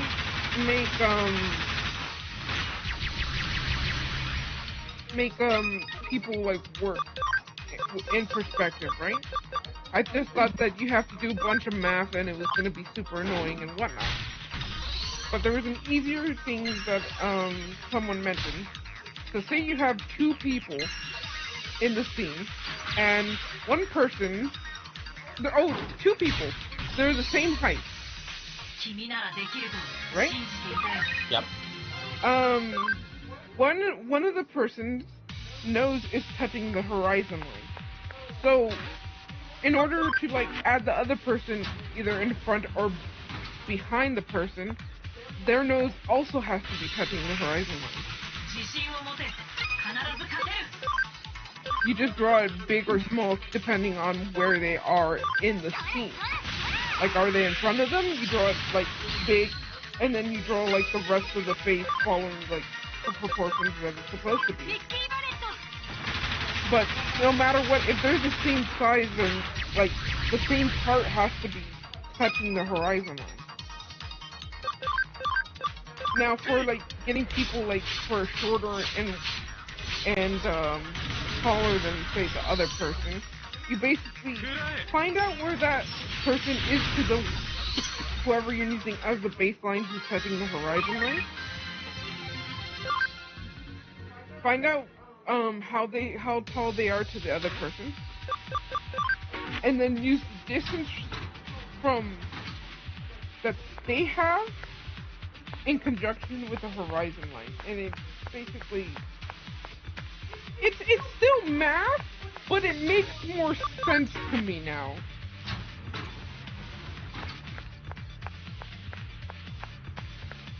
To the point that I want to try it out soon, but I have things that I need to get done first. Fair.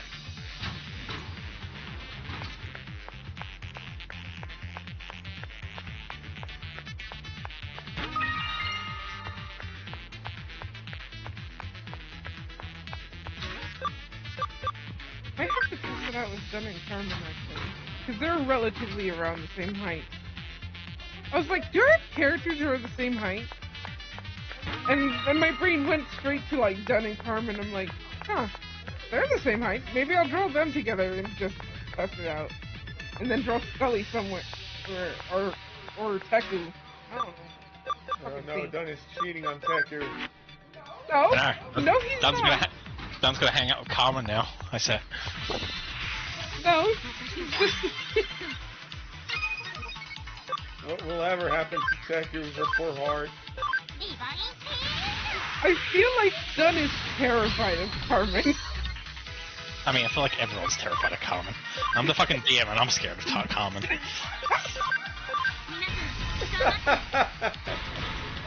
No, to be fair, no, everyone is scared of Carmen. Like, we came up with the whole, who would they eat on the, like, when they start cannibalizing each other in the deserted island, who do they start with?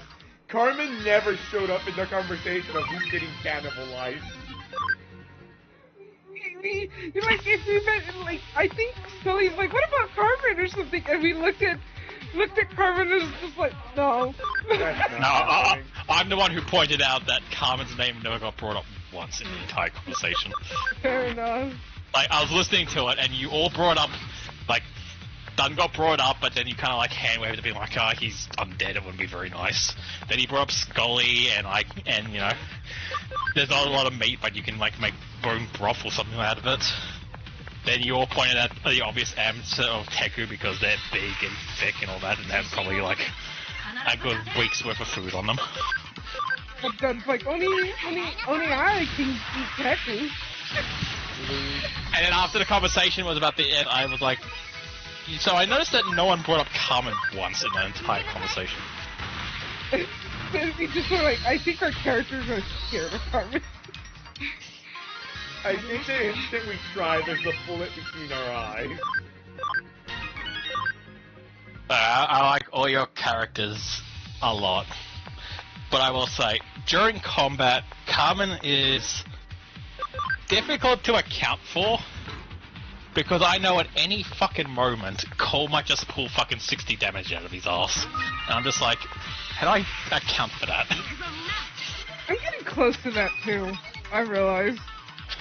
Yeah, like, you're getting there as well. But because of Cole's the thing is, like, you're gonna hit once and maybe get, like, a crit or a bunch of damage. But then because your second attack will be lower, it likely won't be a crit and will just be a regular hit. Fair enough. Because of Cole's particular build, each shot is always her best shot. Cole's enjoying the combat. Cole's like, I'm hearing compliments. No. Also, if anything, I get hit more often. Yeah, Cole... It's not like, you know, unpleasant, like, I'm not complaining. But I will say, like, balancing an encounter, a lot of it is Carmen's damage output. Each of you are pretty relative to each other.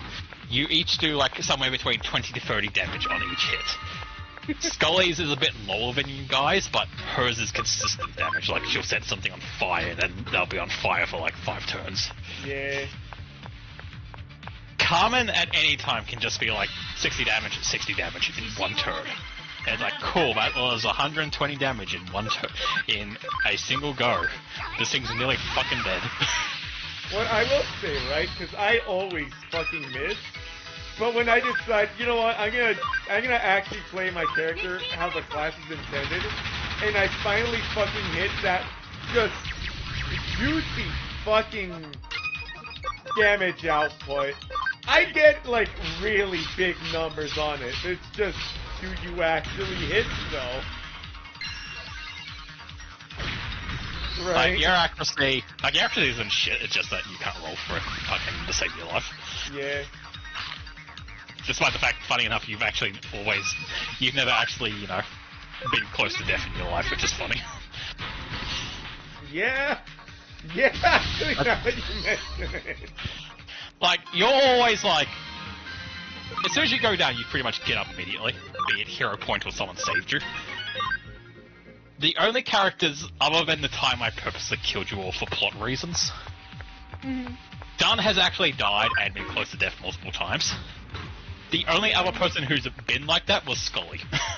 Yeah. There was a time where Scully had 3 wounds. Yeah. And was very close to being like, cool, you guys need to go fight a fucking necromancer to bring her back. Oh fuck, you're right! I didn't think about So Scully's gonna be interesting, and I've talked to Uni about it, and she's also agreed, and I think that's great, and I really like that about it. Scully, if they ever die, is going to be very interesting for you guys to bring back. Because, unlike Dunn, who was born this way and therefore can't be anything else, Scully was previously alive. So if you do a regular resurrection spell on Scully, they'll go back to being alive again. If you want Scully to come back as a skeleton, you actually need a necromancer for that. You can't go to, like, a cleric. You know, the funny thing is, I feel like our characters got so used to Scully being a skeleton that's never even been a thought of a conversation we should have with Scully. Hey, so do you want the flesh or just the bones? But here's the thing, I think it is literally going to be a spur of the moment thing. Like, if Scully ever dies, I will try to accommodate what Uni wants. But also, if you're in the middle of fucking nowhere, like you're on the road in the fucking outback somewhere, finding a random necromancer to bring her back as a skeleton might be a bit harder than finding, like, a church that can resurrect her. Yeah. So, Scully will be a fun character. Like, I'm not trying to kill Scully, but if Scully does die, I think that would be a fun moment to, like, us to be like, alright, how do we rectify this? Yeah.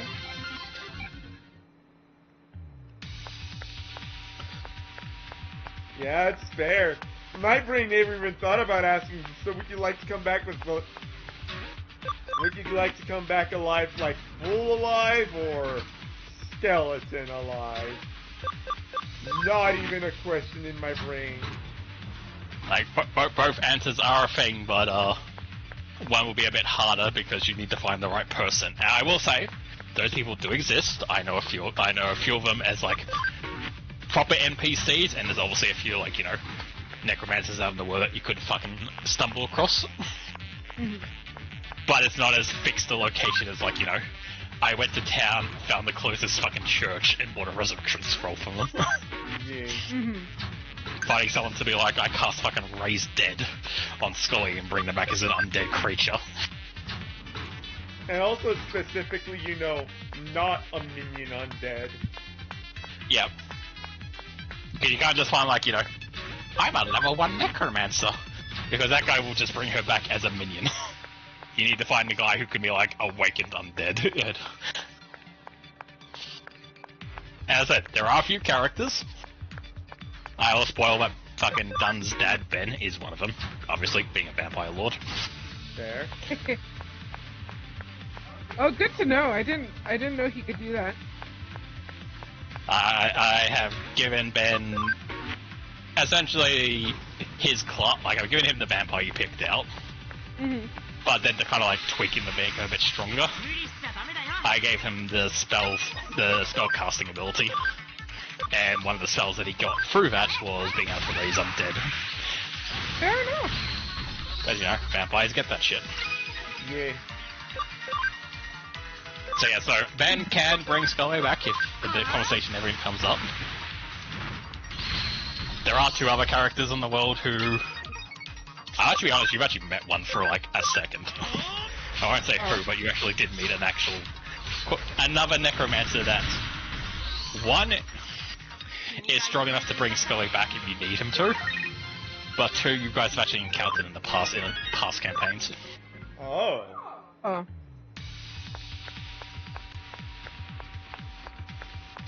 You didn't get a chance to actually properly speak with him, but you did notice him, essentially, is all I'll say. Fair. I was saying that I do find it funny that, despite the fact that I decked out Teku to, be a combat character, she very much just became a roleplay character because that's where all her good rolls are.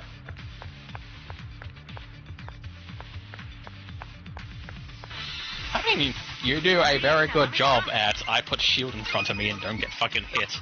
And then if they do hit me, if they hit me anyway, I knock the fucking sword out of their hands. Like, that has been fucking up quite a few boss fights for me. Yeah. Like, that orc fights with the fucking berserker orc. Really got crippled with his inability to hit you after you fucking disarmed him twice in a row. And he was rolling at a -4. Yeah. Yeah.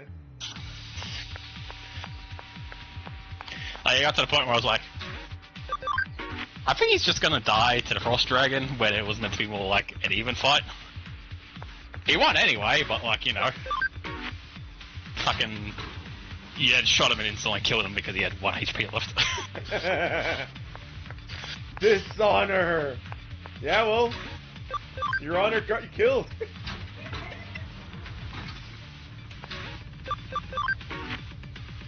What do you call it? So, going back to, if we were to, unfortunately, ever fight Carmen, right?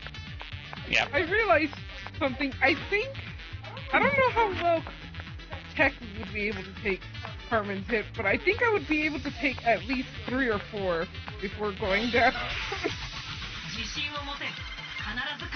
So if I think, if you guys were to fight each other, Uh-huh. and I was like, rank who I think would do the best type thing, this would probably be how I would rank it.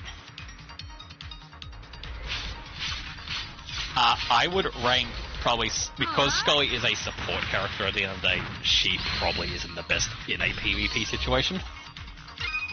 Yeah. But here's the thing, this is how I'd actually rank the other 3 of you. I think Dun would be 3rd, because while he does have a lot of HP, Doesn't have a lot of he doesn't have a lot of armor, and both Teku and Carmen hit really fucking hard when they need to.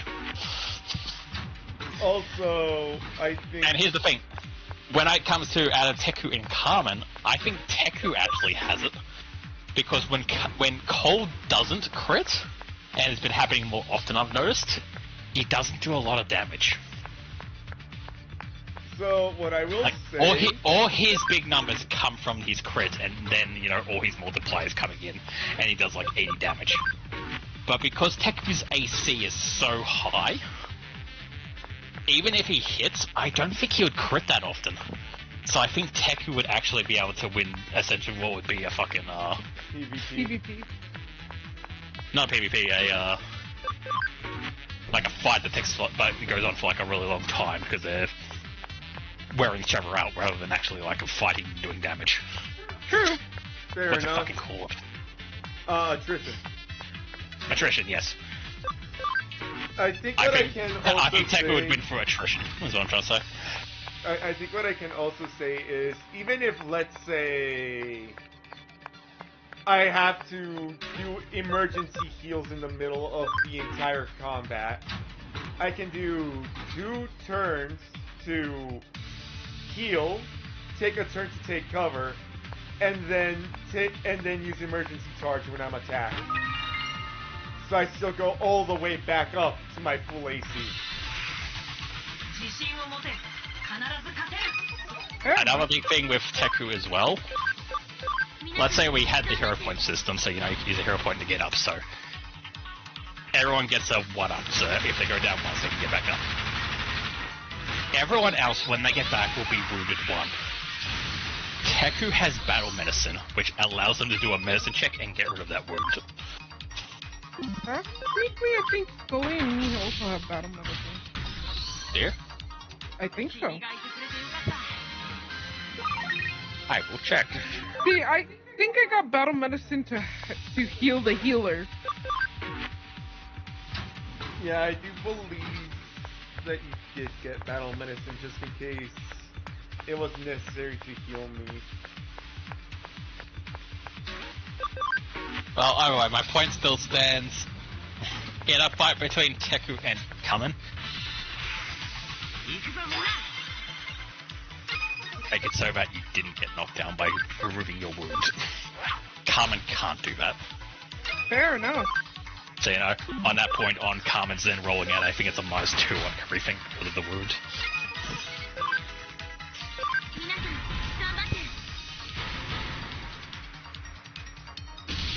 So, while Kamen does do big damage, and I could definitely see a PvP situation where she just 1 turn fucking does 100 damage and knocks you down to half HP immediately. Yeah. And then the second turn fucking kills you. Oh, just instant death. Like, just instantly killing you in 2 turns. Like, I could see that happening easily. Mm-hmm. I think because in a world of dice, Teku might actually be able to fucking out AC Cole's, like, ability to hit, essentially. Fair enough. Like, I think Cole's got, like...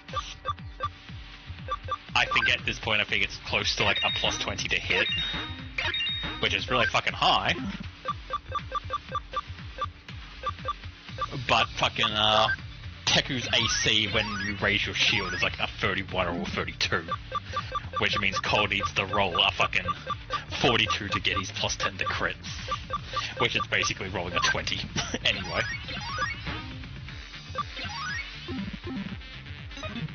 So, he might be able to hit you a bit by getting higher than your AC. But it'll always be like, you know, 10 to 20 damage because it'll just be base damage rather than, you know, these big crit damage. Fair enough. And, you know, at 150 HP, not a lot. And you know, Carmen's big weakness is, yes, she has huge damage output.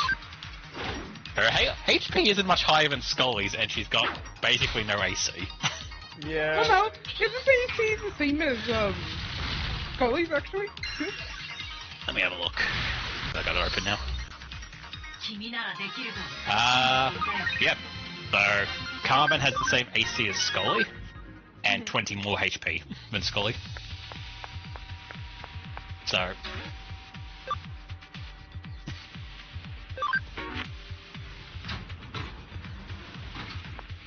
You two, essentially. Wait, what happened? Ready? What? And Teku. Yep, Dun's AC is 30. Mm-hmm. And Teku's AC is 31. And if you raise your shield, which you get through +2, will make it a 33. Let's take cover. Sure, you can take cover, which will raise it by an extra 2. So you could have 35 AC. Let's Carmen's the hit score. Carmen's 2 hit score is +22.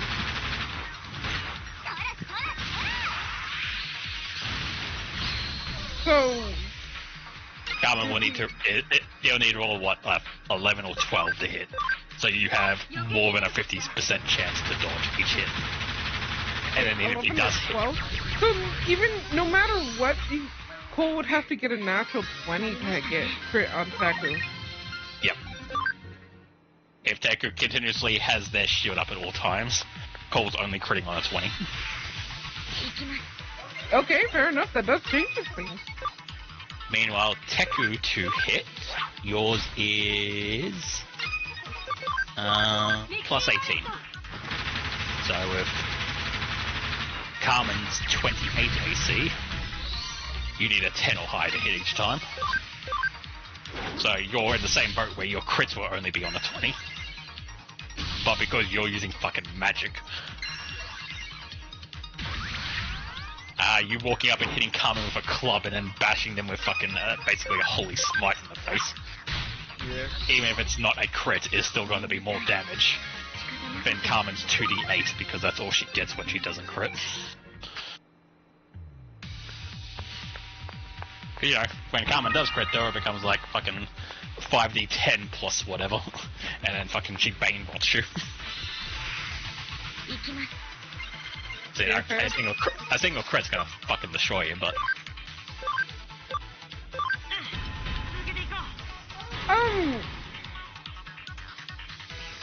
What's up? If I were to... So, if Gun was to get the maximum of restraint off, would characters actually be able to do anything?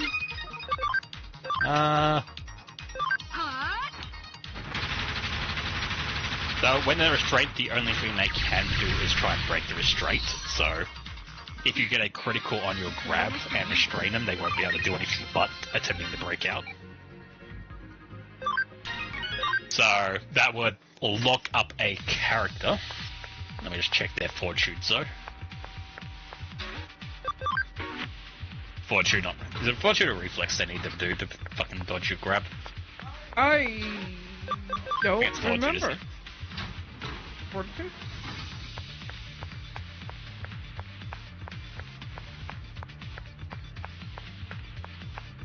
Okay, Digimon, this is no longer funny. I'm actually lost. Sorry, I haven't been paying attention. No, you're fine. You draw. You enjoy yourself. I'm just a little lost.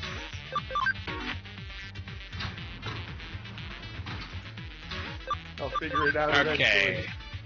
eventually.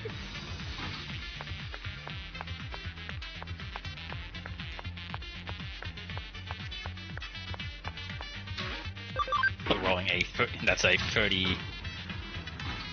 So yeah, so assurance would make it a 32 for your athletics grab.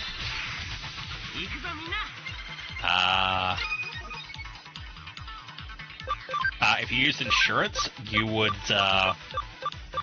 need to roll and be able to grab. Wait, I need to lower... Okay, so... If I were to use assurance, I would have to do what?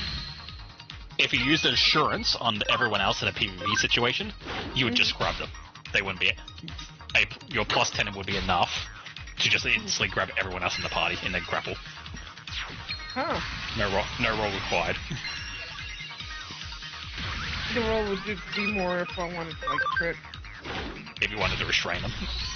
Yeah. To restrain them, what would you need to roll? Isn't there two ways of restraining? It's like getting Yes, crit, or you, like, Pin them. Pin them down, complete. So, Scully...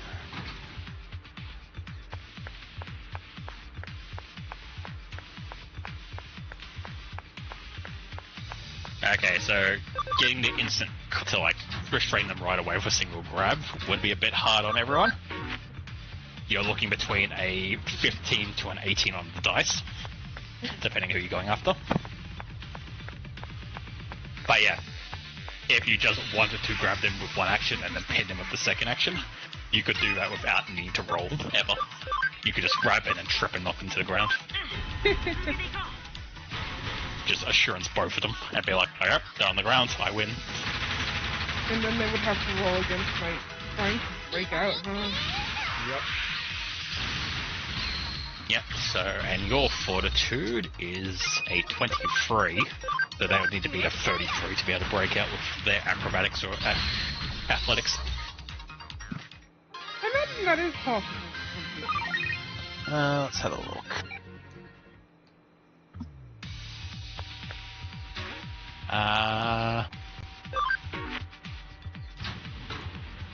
Let's see, Carmen's acrobatics is her highest at 16. Scully's highest is athletics at a 12. She's trying her best. And Teku's highest is athletics at a 15. So You got cut off. Hello? What? Hello. So, Teku, who has the highest chance to break from your grapple, would still need to roll 16 on the dice. Oh, shit. So if you had them pinned, there is a very big chance they would be able to get away, so... Maybe I underestimated Dun's ability to fucking win a PvP. If you get in close, you might actually just fucking... stop anyone from being able to do anything. Because that is something that I tried to build him for, to basically hold down. Like, most of the time they die before I get to get the full thing, but if it was just me versus one other person, I imagine that's what I would do. I'd try to basically restrain them to the point where they can't anymore. So I'll say this. When you've just been fighting even like people your own level, like other adventurers and stuff, you've been very good at like grappling them and just like making sure they can't fucking do shit. Yeah, the issue why it looks like you're not very good at it is because you keep trying to lean also into your Titan wrestler and try to do it to like fucking giants. Oh, that's why I'm a big boy now. I'm a big boy now. But yeah, it's just... Well, what I'm essentially getting at is... When Dun is fighting someone his own, like, weight class, he can just fucking, like, grab someone and slam to the ground. They can't do shit after that. But, you know, the last few things you've been fighting and therefore been trying to do it to is, like, a Hydra, and it's like... Yeah. That's gonna be a little hard. That's gonna be a bit hard. Yeah. Does being bigger actually help in Let me check. What does your holding down enlargement smaller sizes? So I don't know if Leopardmon does. I don't know if Leopardmon has a sword, but I assume that he doesn't because I'm pretty sure Vidramon doesn't have a sword. I will check. This is a Digimon question.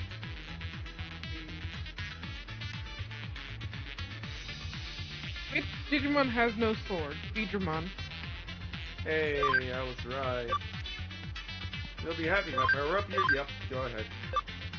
Hey, do you have any siblings? Apparently not. Oh, excuse me.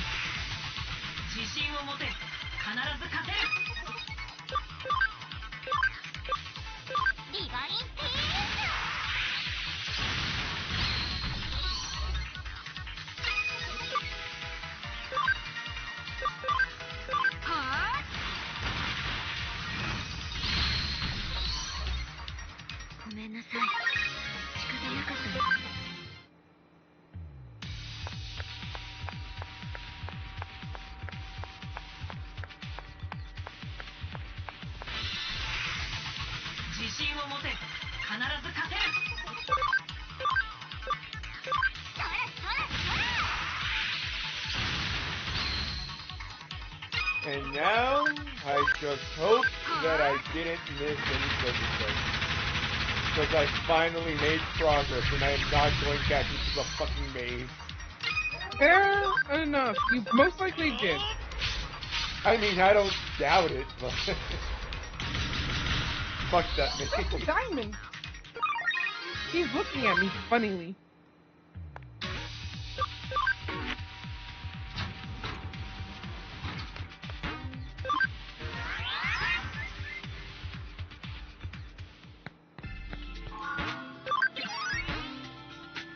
Thank fuck.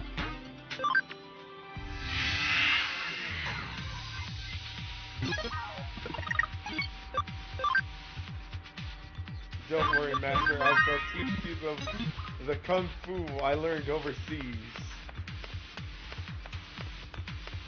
Cold iron! Subarashi!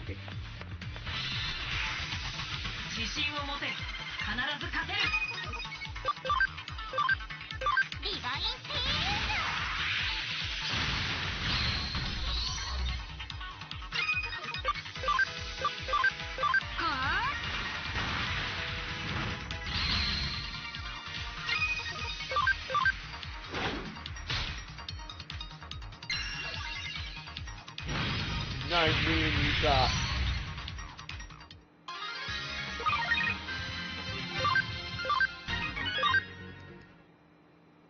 So I know the next few level ups, I'm like anything that deals with archetype and character level ups, I might just be pouring into the martial dedication, because I was looking ahead of time, like barbarian and fighter, and I'm like, there's some things that I'm not too interested in at the moment.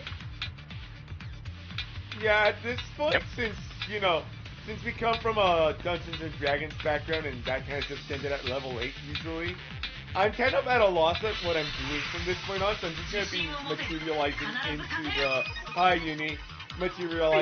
into the Chronomancer line from this point forward. Fair enough. What did I miss? Oh no, we're just talking Pathfinder. Gotcha. Okay, so I actually can't stay super long today because I gotta get up like super heckin' early manana. So, I want to apologize for canceling on y'all again. Last second cancellation, I fucking told you. It's not like you had I'm sorry. It's not like you had no control over it. So, totally not like one of us was asleep. Oh my god. So the continued twist is that the guy who's going to be the painter, so the thing is, he's one of the people who's been working on my mother's house. Oh. Yeah. So, and then, like, of course I said, like, my mother's house is being completely redone by her friend. Then the craziest thing happened. All of the workers, including the guy who was going to be the painter, they all went radio silent on us. I blame your mom. That's what Nana said. But, they're not answering my mother, they're not answering me, and they're not answering my mom's friend. They completely went radio silence on us.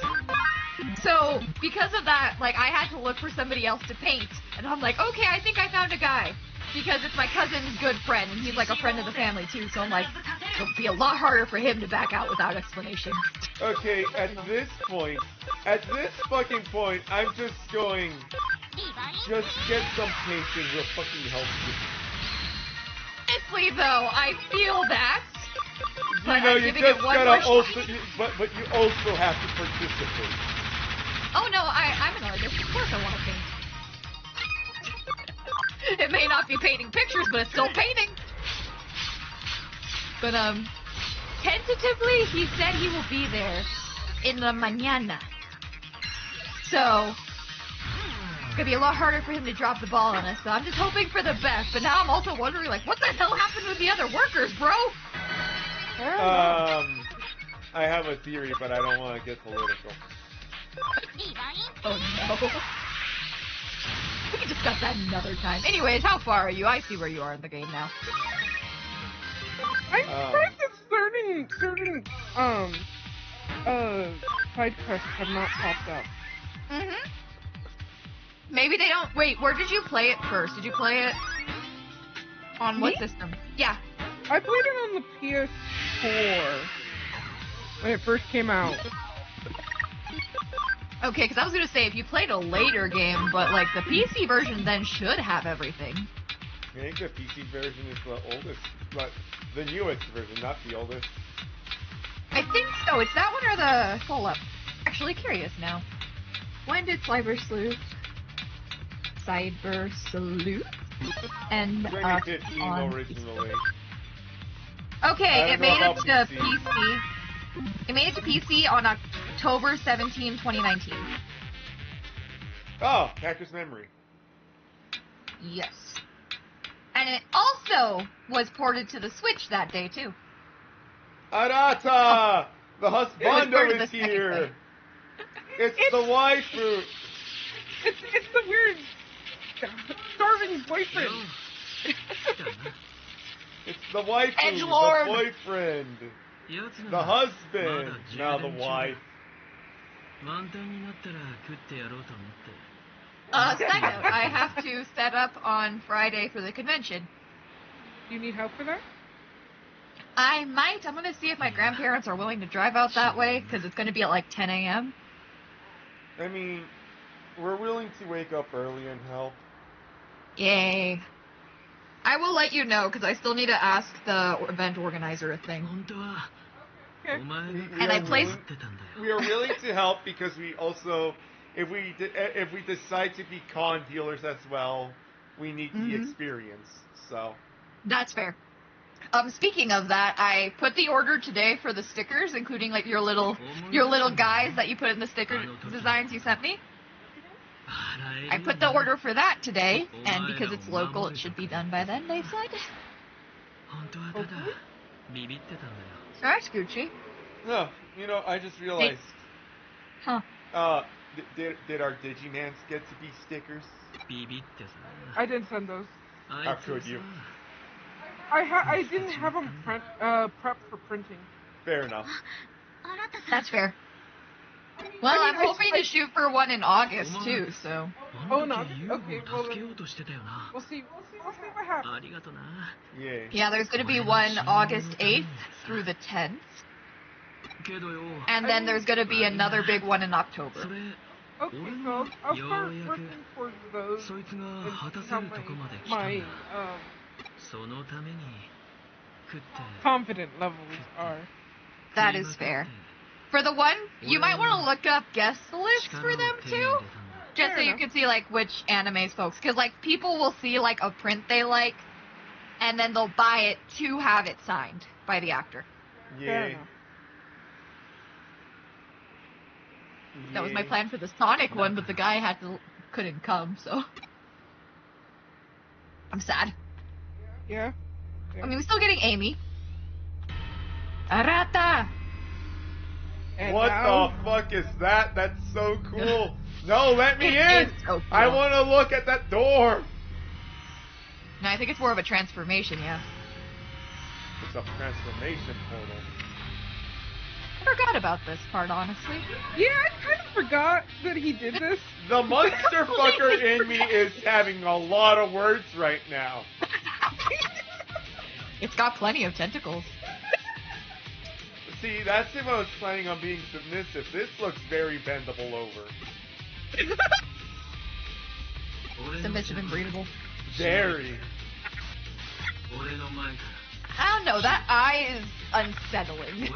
It is a little unsettling, but you know, in the words of Ishizoku reviewers, that eye is beautiful because it truly exemplifies how a Cyclops can show affection. Okay. Actually, it actually did explain it really well, in which the way that Cyclops make love and how deep their love for each other goes is how many times they can see the reflection of their own eye in the eye of the other. Okay, that's kind of cute. Also, I now have to go to bed. Alright, good night. Bye, bye, chat.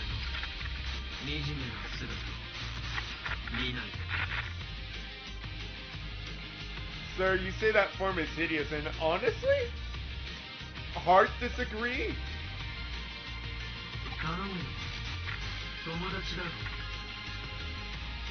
I like how it's the bean called Arata. True.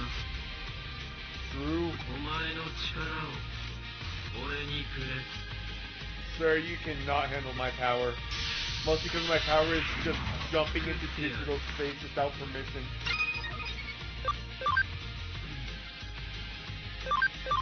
Fucking Arata theme. Yeah. It is Okay, I looked it up. Uh-huh. So, the grappling, if you're big. Okay. So, the initial actually being big and grappling someone doesn't give you any bonuses, but it does allow you to do something new with them. Oh. If you are if you're 2 sizes larger than a creature, you grapple them, you can then choose to do what's basically use the lift action, which lifts them up into the air. So what this does for Dun, let's say you went your biggest size, right? So Dun now has a reach of 15 feet. You can grab someone who's 15 feet away from you if they're 2 sizes smaller than you, so if they're medium size, and then lift them 15 feet into the air. If they break the grapple, they then fall 15 feet and take the damage from the fall damage and fall prone. Oh god! Impressive. Wait. So if we took Teku for example, like let's say you're fighting Teku, you assurance, so you instantly grab her, lift her 15 feet into the air, she then breaks the grapple, falls 15 feet, lands prone, so she's used one action to break the grapple, has to use a second action to stand up, but then now she's 15 feet away from you as well because of your reach. So if she wants to go in for a melee swing, she has to use her last action to run up to you, which means you can then grapple her and lift her up 15 feet away from you again, and just replace that fucking process. So there's something very rude that I could also probably do with that. I just got a feat where I can toss someone. Or not a feat, it's an action where I could toss someone. Yep. So you can pick someone up and throw them. Yep, you can pick someone up and just throw them, and they'll just take the fucking, 30 feet of fucking fall damage as they go crashing into the floor. It didn't say which direction I had to throw them. Alright, so... I will say this, if we're going to get into the math on this, okay? If we start doing the stuff where because this is something that people do all the time in D&D, there is abilities and stuff that's like, if you hit a person, you can knock them 10 feet away from you.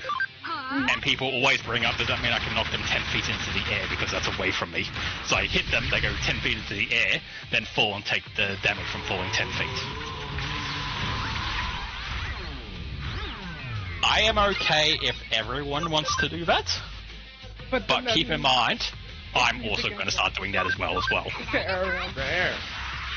So, I am happy if the group decides this is how we want to interpret the rules. But just remember, if you guys are going to interpret the rules that way as a group, I can also interpret the rules that way. Which means I can start having characters picking you up and throwing you into the air. Fair enough. So I'm happy for Dun to become like King Kong, grab people and throw them into the air. Which means they're now 45 feet into the sky, fall down and take 20 fucking damage from the fall. But no, next time you then fight King Kong, he's gonna do that to you. Fair enough. I'll think about it and ask everyone else, because then that's likely to affect them. That's more likely to affect us than you. Yeah. You know, you'll get big, therefore they can't pick you up and throw you. Yeah. So yeah, it's more likely probably going to affect Teku and Scully.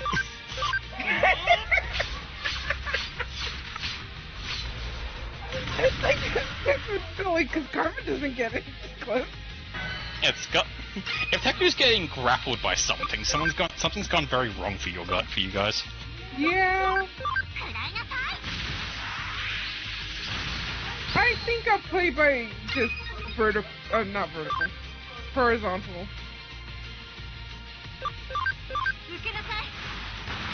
I appreciate that Skull has said that he's okay with playing with the rules of, you can throw people up into the air. But the thing is, Cole knows he's gonna be one of the ones that is safe.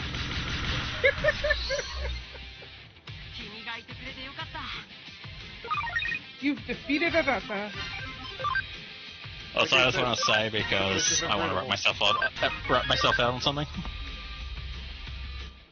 So, the guardians of this place that you're in at the moment,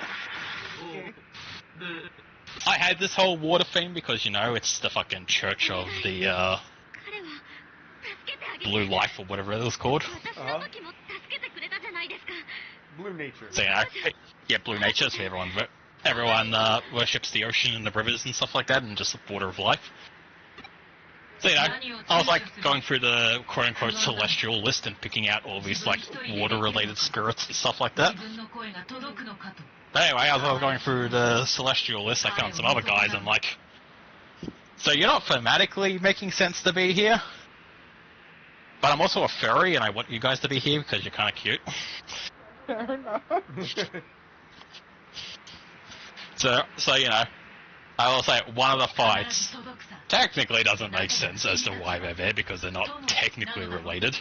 They're celestial adjacent, but I'm also like. But I want them to be here because they're cute, and I want to pet them. Fair enough. Fair enough.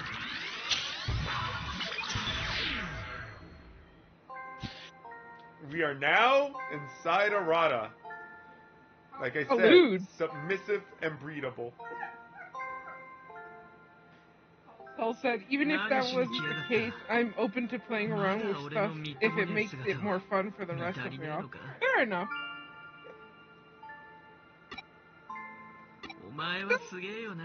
So asking about the what turning big is something that I wanted to ask because I realized turning big just turns me into a big old fucking target bigger than I'm normally. And I'm like, does it really give me any benefits other than maybe I might be able to wrestle down the big boy? It lets you wrestle down bigger boys. So when you grow big, the big things that come out of it is you get clumsy, which makes, you know, your deck stuff harder to do. But that's really the only negative. The stuff that you get for being big is your strength score goes up, so your ability to not your strength exactly, but your melee abilities and stuff go up. Ah, okay. So, you hitting someone with a stick, I think you get a +4 to hit now, and then you do +4 damage.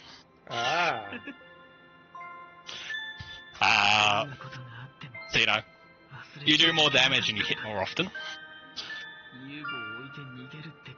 But the big thing to keep in mind is, it gives you 15 feet of reach, which, you know, doesn't sound like a lot. But for a melee character, it is a lot.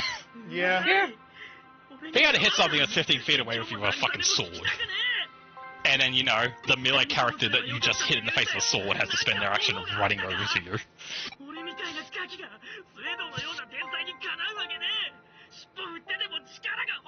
Also, keep in mind as well, because you have opportunity attack, that's essentially a 15 feet circle around you where anyone who moves within it, you can then make an opportunity attack on them. Fair enough. Like, you could be fucking, like, you know, fighting a giant dinosaur or something, but then, like, on the edge of your 15 feet reach, like, Teku is, like, fighting a guy. That guy moves, and you could just turn around and fucking backhand him from, like, 15 feet away. Oh, man. I punched my husband during sex.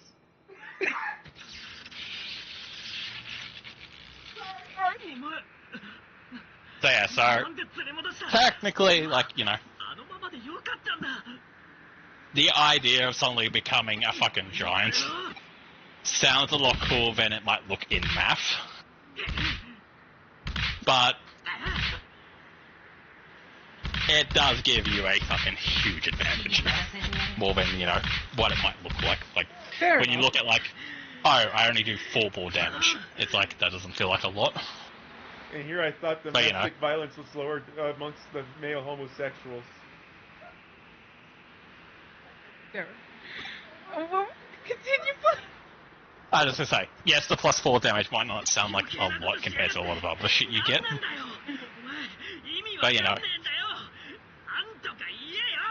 never go against, like, you know, the ability to reach someone far away, pick them up, and then throw them. Yeah. I just need to remember. That's my biggest thing. I need to remember that like at my biggest I have a reach of 15, and at my medium it's 10. And basically, it goes up by 5 every time you grow. So regular, you got 15 feet of reach, so someone's standing right next to you. Medium, you got a fucking 10-foot reach, and then large, you get fucking 15 feet.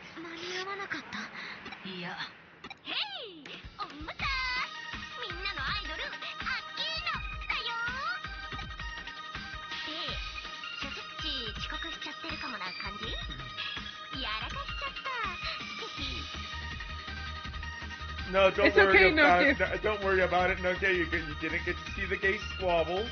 And also, it's really hard to get up here. No, wait, I restored the power to the elevators. How dare you be fucking late?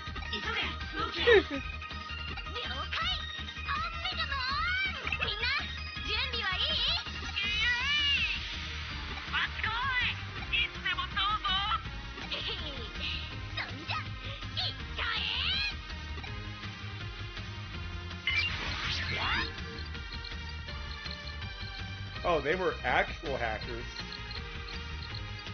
Not just Digimon tamers, they were hackers. Yeah, she actually recruited actual hackers who didn't fully understand Digimon. And then she got Zaxxon hackers. And other people.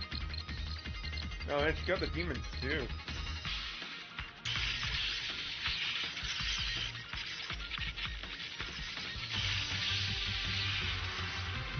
I do find it funny in this world, there's like 2 different types of hackers. It's like, you have the guys who are just like, I have a Digimon and that does it for me. But then you have the people who are actual like coders who are like, what the fuck's a Digimon? And they're like, hack into someone's bank account stealing money. Like you have like actual hackers, and then you have essentially Hollywood hackers who are fucking like using Digimon to solve all their problems.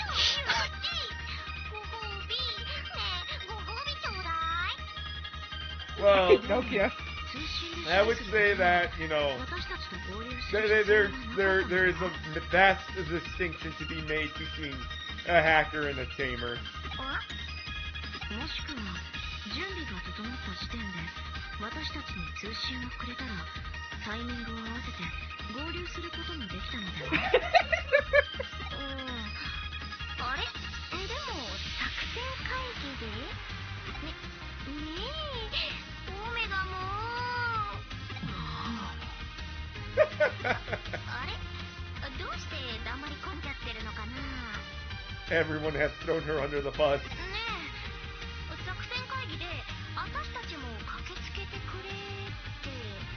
Well, yes, we did ask you to show up during the strategy meeting. We just asked you to properly strategize with us. Actually, he yelled,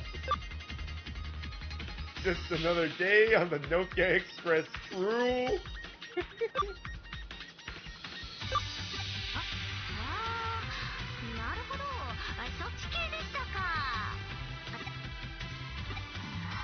Nokia, 謝罪しよう。ごめんなさい。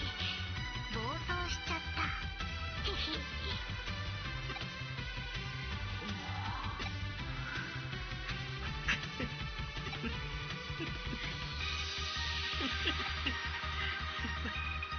お前、アホだ。この状況で、よくそんなアホみたいな会話。Alright, I would like to point out that those two things are not mutually exclusive. We can both be both idiots and jerks. As a matter of fact, I would say that being an idiot facilitates being a jerk. Yeah.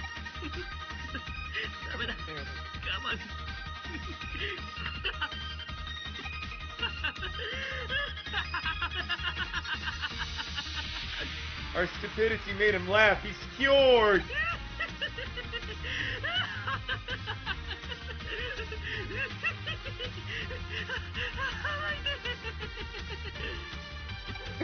I like how he's just like, my stomach hurts.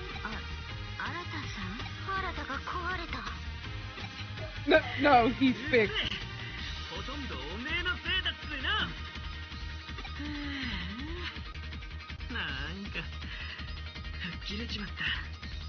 Because she's like, he's broken. No, he's fixed. Don't say you blew a gasket. That means you are broken.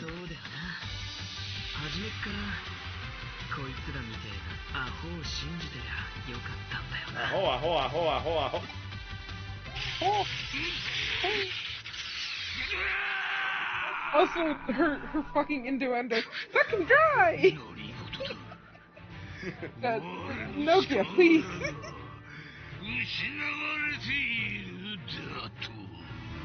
Alright, Lepermon, time to get your ass kicked.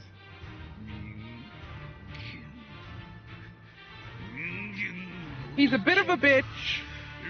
Also weak to viruses.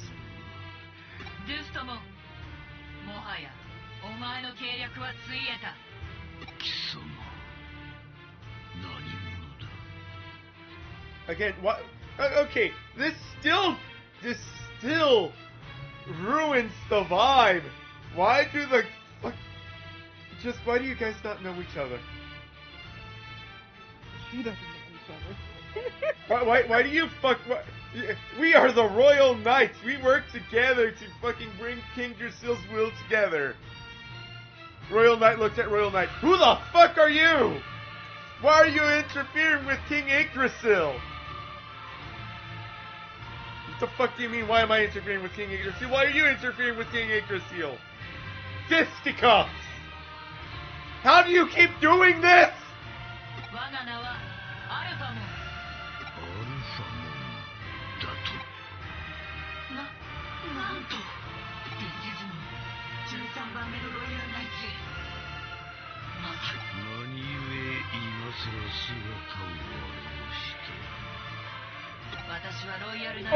Only Omnimon. Alphamon! Holy shit! I thought you were fake!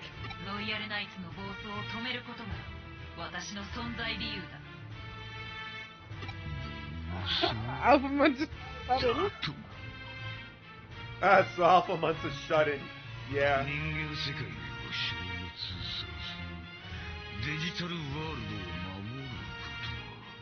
Objection, the digital world has already been ravaged and ruined. You already failed to protect the digital world, therefore you should protect this new world and treat it as a new digital world where you get along with the natives.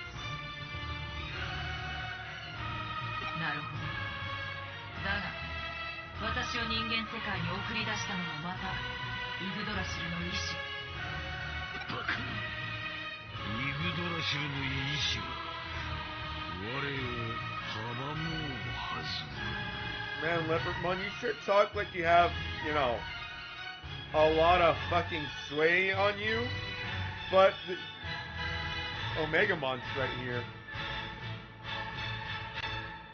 Like, I'm sure that there are people who are higher on the tier list than you when it comes to the Royal Knights.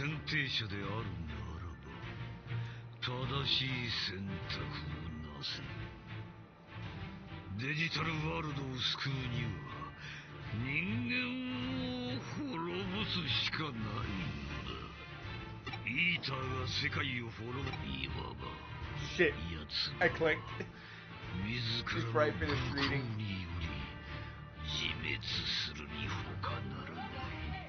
I agree with that statement. Our foolishness will lead us to our own destruction. Omnimon, or Omegamon, whichever one you decide to go by this time, I have to agree with him.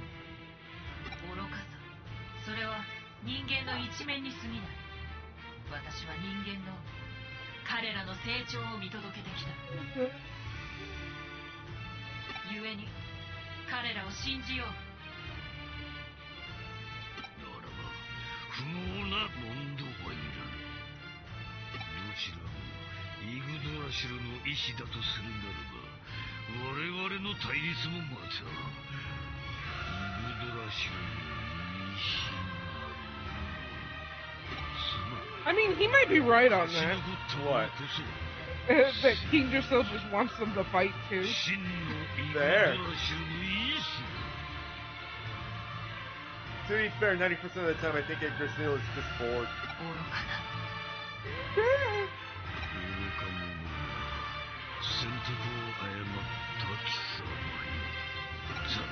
You're both fools! ようやく最後の同胞に会えた時が別れの時だとはな。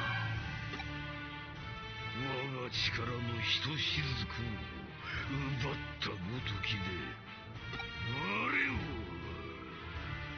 ドゥストム I beg to differ, Leopardmon. I barely knew you. Oh, there's his sword. 準備はいいか、ワトソン君。 Oh, hell yeah, I'm Watson.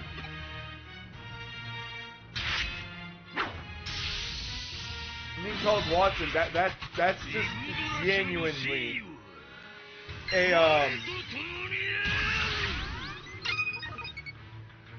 a, that's a promotion.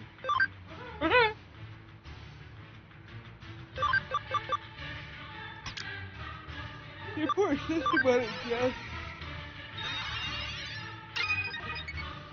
Oh, Do you only have one virus? I wouldn't say I only have one, but the one's much deeper.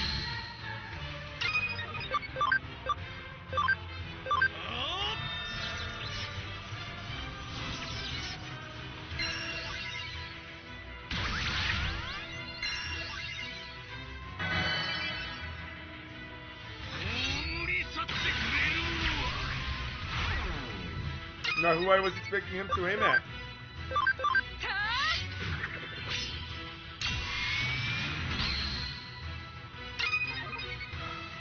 Bruh.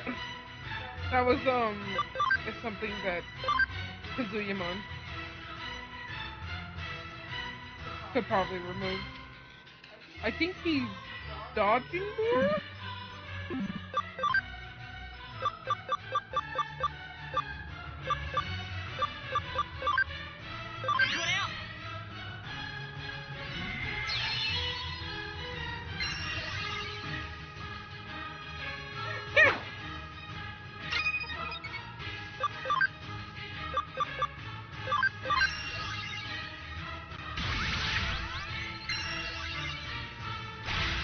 Hydro Water. That's you know, good name. 10 out of 10 name.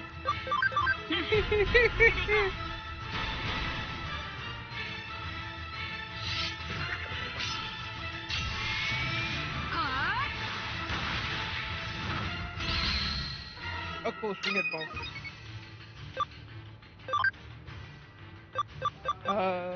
Crit charge or final heal? Probably crit charge? Or, actually, no, he is using status. So you might want to protect. Probably Sistermon, funny enough. Yeah.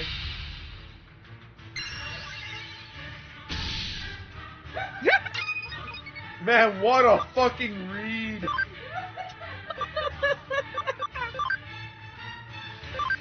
He thought we'd never see it coming.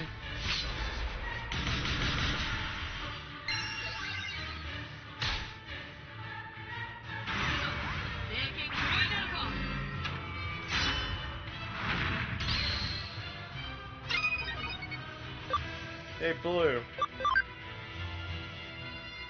He might have stepped away. Yeah. I was gonna ask him who he thinks the strongest of the real knights is, like, outside of the context of this game.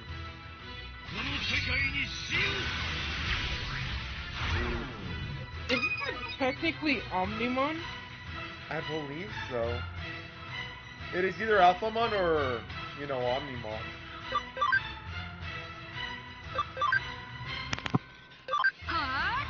I protect.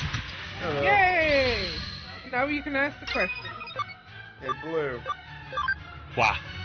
Out of the real knights, who do you think is the strongest outside of the context of, you know, Digimon's story?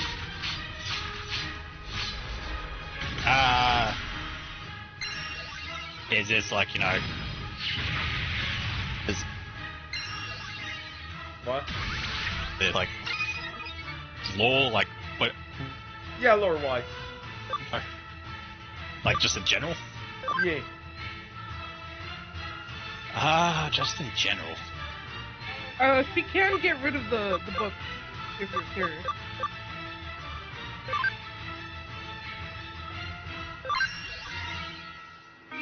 Like, as much as it is the boring answer,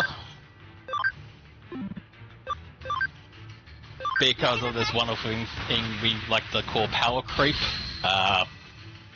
Alphamon or Megamon probably at this point. Fair.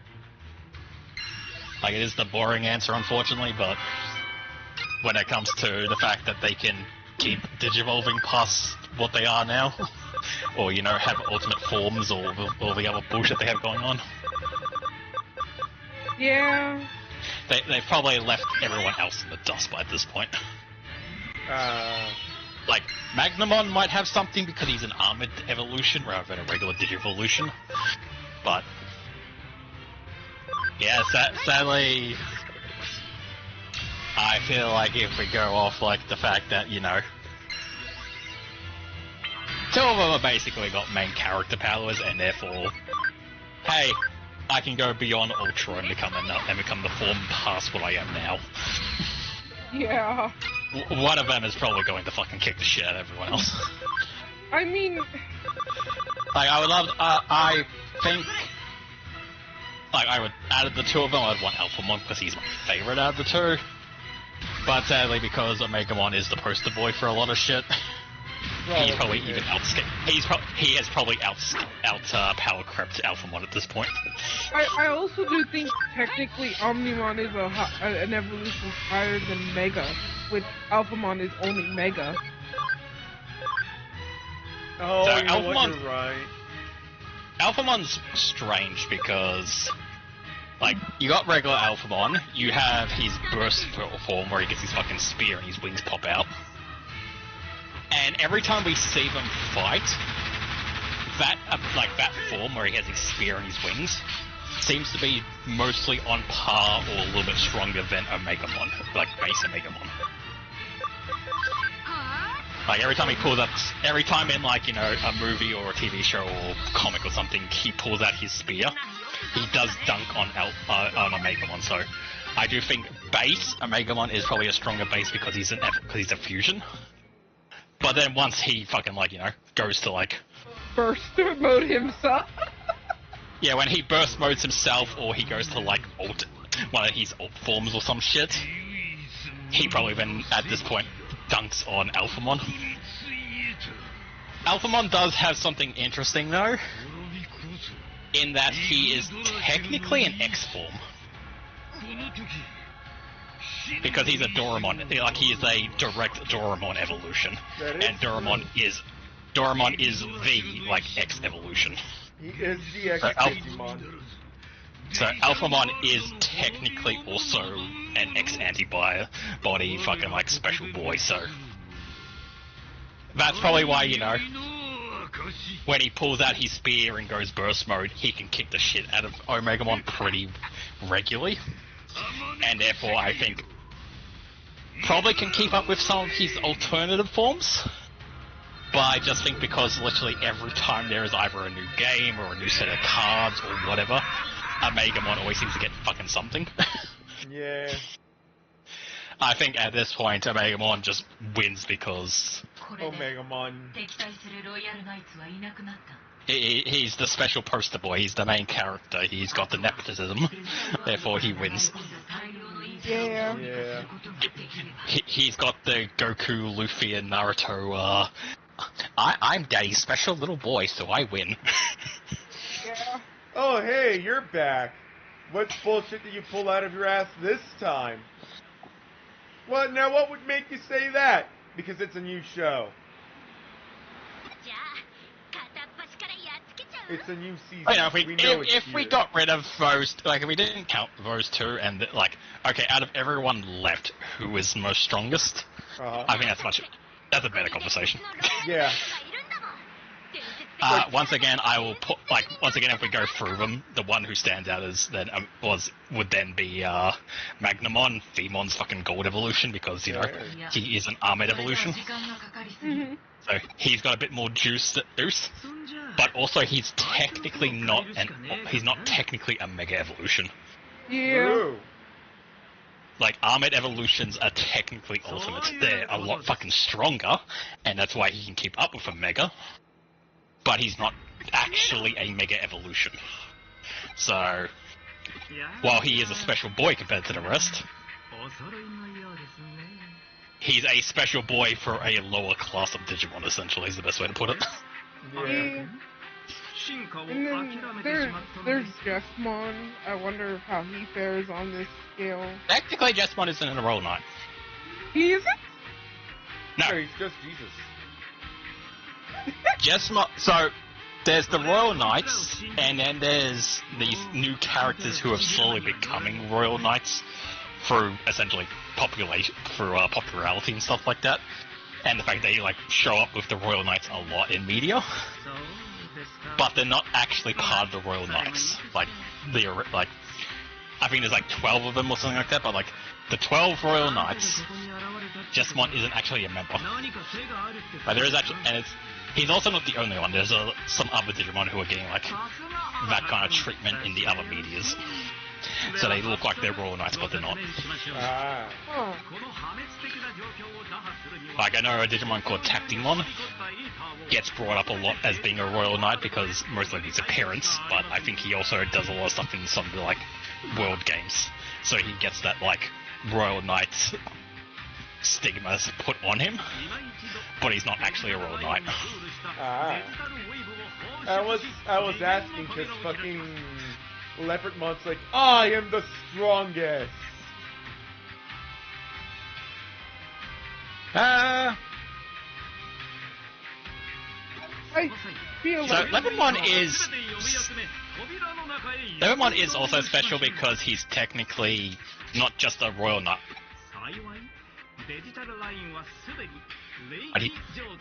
I believe. We're losing you again. Yeah. Hello? Hello. Can you hear me? Yeah. Yeah. Okay, so Leopardmon is a little weird when it comes to the Royal Knights, because he's technically also an element Digimon.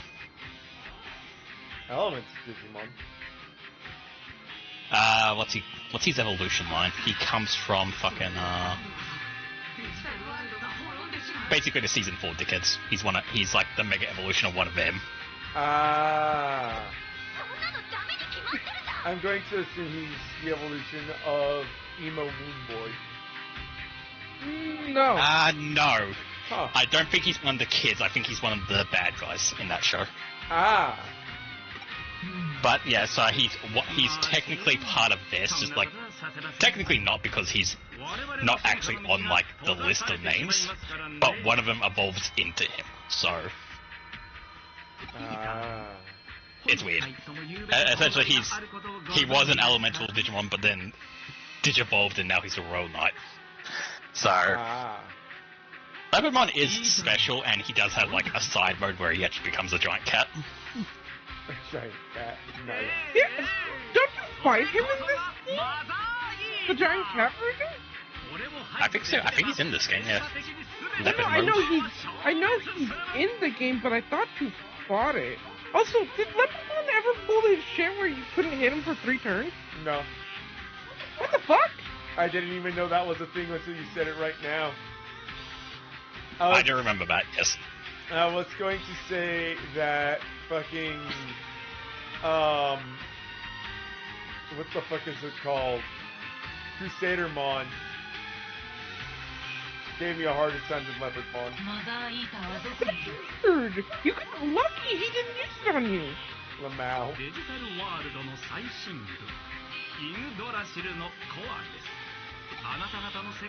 used it like 3 or 4 times on me. It was annoying. What an annoyance.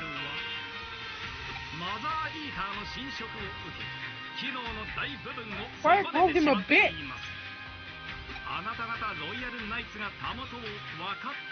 Because I was basically like in the turns when I couldn't hit him, I was essentially powering up just to hit him really hard. And then he would nullify my power-up and, like, you son of a bitch, and then he would go back into being, like, unhittable for 3 turns. What a cunt. So when I did manage to hit him really hard, it was very satisfying, and that's why I call him a bitch, because he Fair went down really easily, but he just prolonged the fight because he was being a coward. Oh, I stand corrected. Apparently Jessamon is a Royal Knight now. Oh, Okay. He originally wasn't, but apparently he is counted as one now. They finally, like, added him, essentially. Goes to show how fucking old I am. I'm old, guys. Information changes all the time. yep. Also, I'm just gonna say that I had to hold myself back from making the usual that Sleuth joke just now. Mostly because if I did do the joke, there's external implications that are not great. Okay. I don't even know what you're referring to, but I can't. I can't.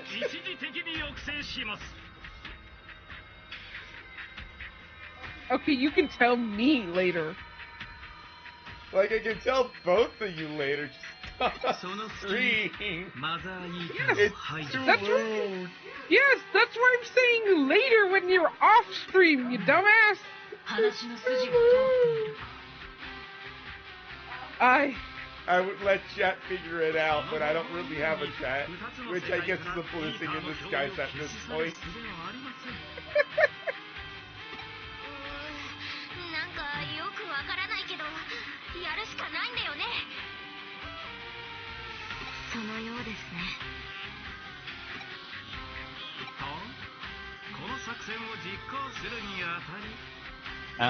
So, just trying to have a little think.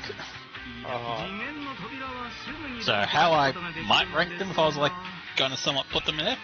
Yeah. I would put Omegamon mostly through nepotism is now the strongest boy. There.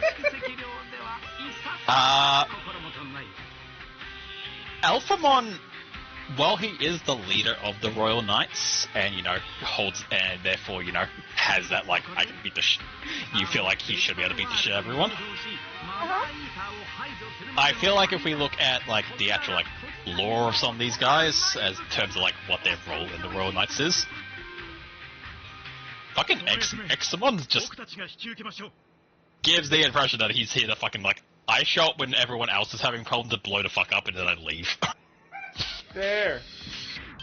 So, Examon always seems to be like, is always treated like this is our secret weapon, nothing can fucking beat it. So, well, I definitely think Alphamon probably does have the probably has the strength in him to beat down Examon if he needs to. When it comes to just like raw fucking power, I would say it would be very fucking close between those two for like a second place. There. After that, now that fucking Jessamon's here, I'll probably put him in third place. Then probably like Magnamon, Ultra Force Vidramon, probably like put those two around each other. yeah. Because they've got the special boy treatment. Magnetramon is like special fucking armored Digimon boy. And Ultra Vmon is ultra fast, and you can't hurt him while he's ultra powered searching for him.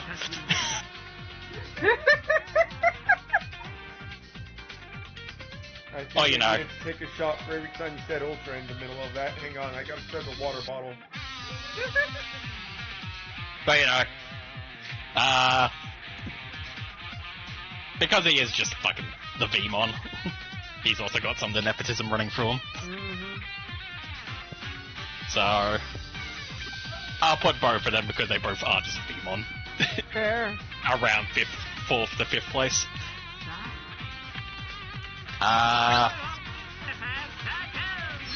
Then, you know, Crusadermon, Caniusmon, Dynasmon, Sephimon. They're kind of always treated as, like, the mid-tier goons that show up to fucking, like, you know, haha, we're here to fucking be the thugs of today's episode. We're interchangeable. So, you know, put them in whatever order you like them the most. Fair enough. If I was going to be like, who's the weakest? Real quick, Ren, Yep. just so you know, you don't have to go immediately straight into the digital world. There are side quests you can do beforehand. Okay. 送り返されてい Go る ahead. Sorry. If I was gonna go like, who's the weakest? It could be like a lot of things.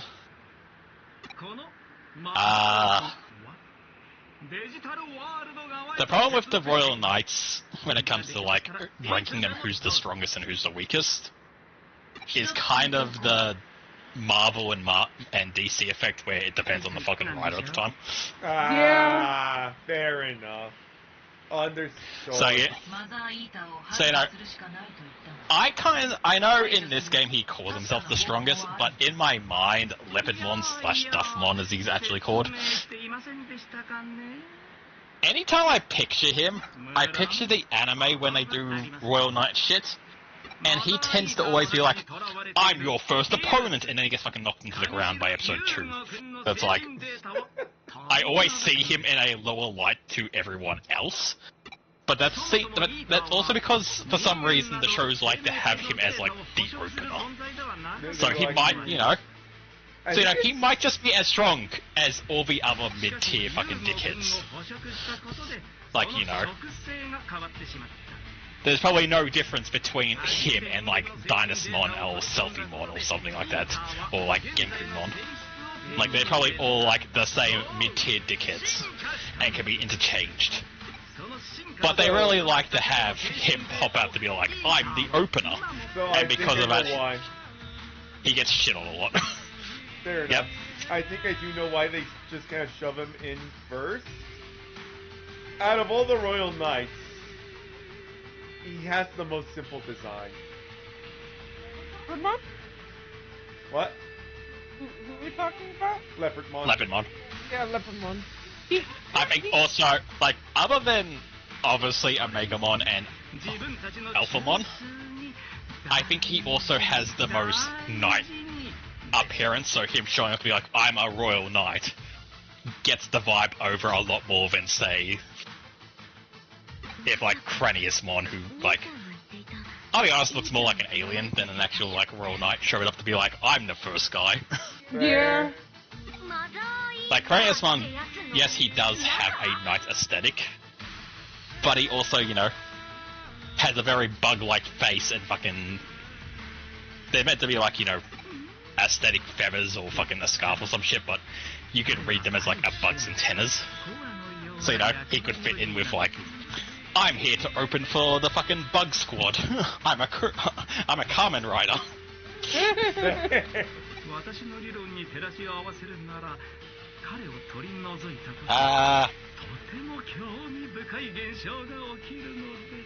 Who else? Like, I'm trying to think of else who fucking, like, somewhat stands out. Centaurus Yeah, Centaurmon. Yeah.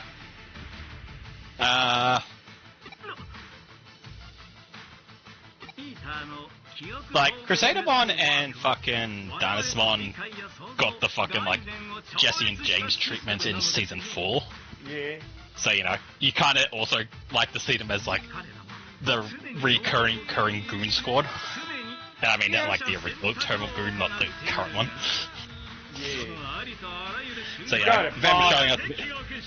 Yep. You got it, boss! Like, them showing up to be the typical thugs, because of Season 4 mostly, is ingrained. But also, I'm gonna say, Cyber Sleuth fucking had a huge effect, I feel like, on Crusadermon, where it's like, they're a That's a bitch, threat. but you're like, you take them more as a threat because they're the fucking brains of the operation. Yeah. Like, them being like, I've been here since the fucking start playing this like a fucking chessboard, and you've now showed up to fucking knock my pieces over, so I'm gonna punch you in the mouth. There's actually weight to that now, rather than them showing up to be like, yes, it's me, Jesse. go, Arbok. But you take them. I feel like because of Cyber Sleuth directly, I take Crusadermon more seriously. Fair. Also, I just kind of like Crusadermon. I like they're just a pink knight, but I don't know. I like it. Fair. I think it's because their weapon is just punching you in the mouth, where everyone else uses a weapon, so I kind of respect that more. Like everyone else has like lances and swords and shit, and then his Crusadermon alongside like fucking Genkumon, they both just run up and punch you in the mouth as hard as they can. They're here to throw hands, and they actually do throw hands.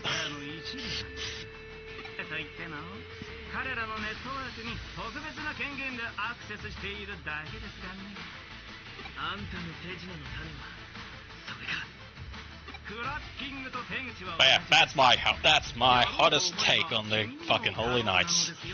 It depends who fucking writes them at the time. Unfortunately, that's never even a hot take because it's just, hey, the truth. It's just that's just the truth for all the characters. It really is. That's the truth on literally everything. I feel like whenever it comes down to which fictional character is going to win a fight, the answer is the favorite character of the person who's writing it. Yeah.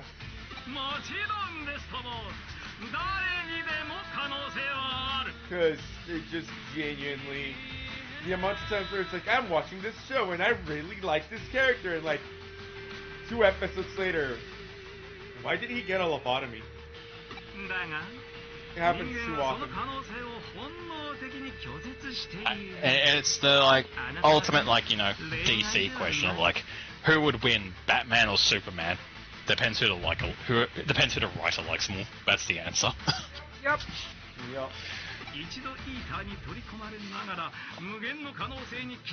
If they like Batman more, he'll pull out a gun and shoot Superman, but it'll be like a kryptonite bullet and it'll kill him instantly. But if you like Superman more, he'll fucking dodge the bullet because he's the man of steel and can move faster than a speeding bullet. And then he'll run over and fucking punch Batman in the head so hard his head goes flying around the fucking Earth twice, but the rest of his body's still standing in front of Superman.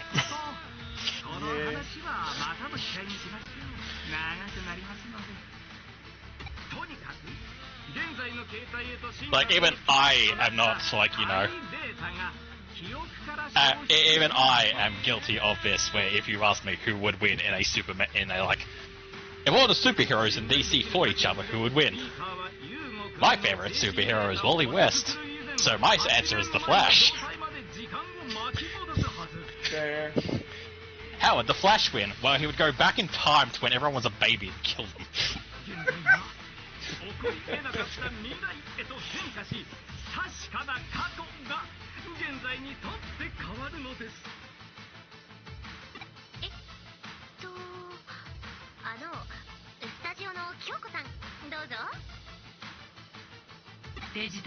Look, I like Justice League growing up, so my favorite characters are The Flash and Aquaman and Booster Gold, the best superheroes. I don't think I've ever heard of Booster Gold. How dare you? No. Every time Blue mentions his name in space, he has explained Booster Gold several times to you. Thank you. Okay, I will explain. Fine, I will explain Booster Gold to you again. Look, this will have video recording of it, so you can just yell at me to watch this episode. In the far-off future of 3000, I think. So, super far into the future. There is still Sports Ball. And the best Sports Ball player of all time is, what's his name? Known as Booster Gold. And he's about to have the best wedding of his life to a super popular and beautiful, movie star actress, I believe she is.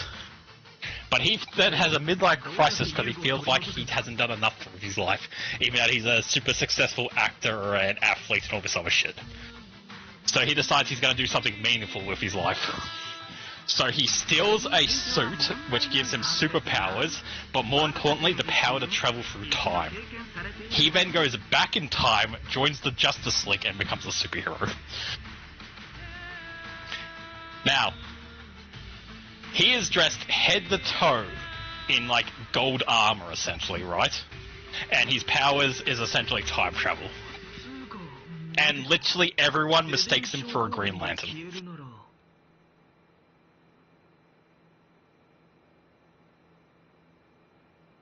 I missed that last part. Okay, so he's dressed head to...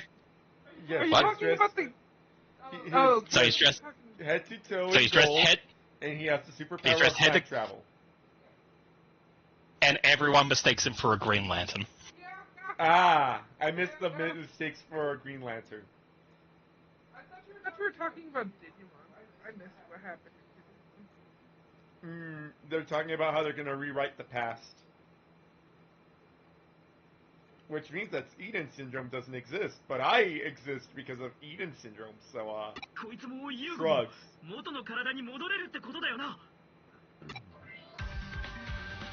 Wait, but that means I'm no longer a Digimon, and if I'm no longer a Digimon, I can't snuggle the Renamon in lewd ways! I like how your face is like, whoa!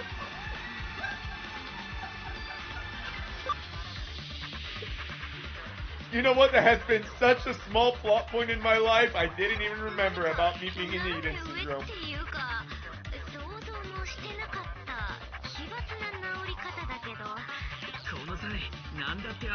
Okay, I'll better explain Booster Gold to, like, show you, like, what kind of character he is. The two people he generally hangs out with in comics, like, who he goes on adventure with, right? And this is to let you know what his personality's like. Yeah. Is the Blue Beetle and Plastic Man. Aw. That's who he hangs out with. Which Amazing. version of the Blue Beetle? The original. Ah, okay, that makes more sense. So yes, so he hangs out with. So yes, he is one of those superheroes where he is comic relief, but he's actually really fucking powerful. It's just that no one realizes it because he's a joke. I mean, isn't that always the case with comic relief characters, that they end up being the strongest because they're the comic relief? Or they, die and then everyone's really sad and goes on a quest to bring them back, and the audience doesn't want them to be brought back because they're not actually the comic relief, they're just really fucking annoying. You mean Squirrel Girl? Didn't it happen to Plastic Man once? I don't think Plastic Man's ever actually died because it has been confirmed multiple times you can't kill him, he's too powerful. He's too There was- plastic. There was one time where he was just stretched out, like, everywhere. So, Plastic Man has been defeated, but he's never actually been killed because he just can't be. Okay. I'll give you an example. Batman's contingency plans, where he has these things like how he has to kill everyone if they ever turn evil. His plan for Plastic Man is to freeze him with Skeleton's there. His plan is to freeze Plastic Man, and then shatter him with a hammer, and then try and think of a better idea before he reforms. Okay. That's literally his plan. It is, I can't actually do anything, so I'm just going to shatter him with a hammer, and then in the time it takes him to rebuild himself, I hope I come up with a better idea. So what you do is you put him in the freezer, then you put the freezer in a spaceship, and then you put the spaceship in the sun. He's Batman, he has the money. I mean, it does, but here's the thing, I'm wondering if that would actually even beat him. He just Look. becomes the actual sun. Look.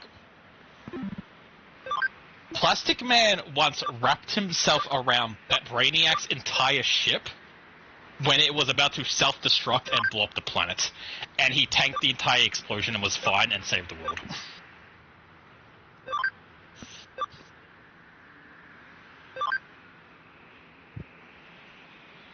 He literally threw himself on the biggest grenade of all time, being Brainiac's fucking ship, tanked the entire explosion, and absorbed it so the planet wouldn't be hurt, and then he just brushed it off like it was nothing. Amazing. It was so devastating, Brainiac then turned to him and was like, Cool, I'm putting my threat assess list of you higher than Superman now. Brainiac now sees Plastic Man as a bigger threat to him than Superman. Let's bring that in. Look, Like just look. The fact that he wasn't already that fucking high is terrifying, considering that you can very easily choke on a plastic bag. Here's the thing. Plastic Man basically acts like an idiot, so when you look at him, you're just like, he's just this goofy little man. He's also just naked. a little guy. He's naked? Yeah. You cut off there, Blue. Yeah, so he just shapeshifts his body to make it look like he's wearing clothes. I did not know that. He is actually naked. Oh. Fun fact.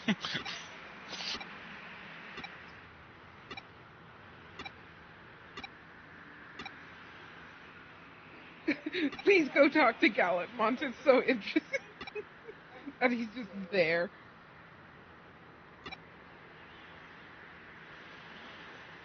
Like I'm falling behind the rest of you in terms of sheer strength and whatnot. I hate just leaving all the cool stuff to you and Nokia, so I want you to come with me a little while. I'll file you a proper case so you can do it as a job. It's not like, you know... Do you see Gallimont in the back? Yeah, I see him now. You know, I feel like that's also very telling for the Royal Knights. That Gallimond's a member, and I didn't even mention him. I was just like, yeah, he's like in the group of like cronies. Fair!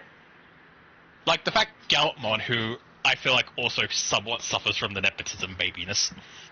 Yeah, he does. Not as much as Omegamon and fucking Vmon does, but he's there. He gets his fucking like every second pack. There's a new fucking Gallimond card,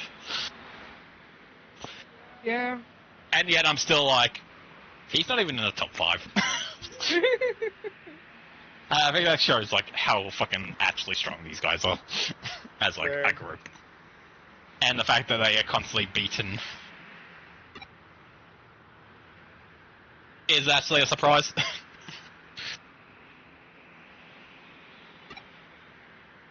No, because I remembered Gallimont, like, he's kind of just like, eh. Yeah, he's just there. I'll be honest, I forget that He he's exists. even a Royal Knight. He exists to be there. Did Ren just cut out for you? Yes. Go man. I forget think- that he's a Royal Knight. You just cut out again? And I think it's Discord's fault. Discord! Shall we all jump off of Discord and jump back Oh. in? Yeah, okay.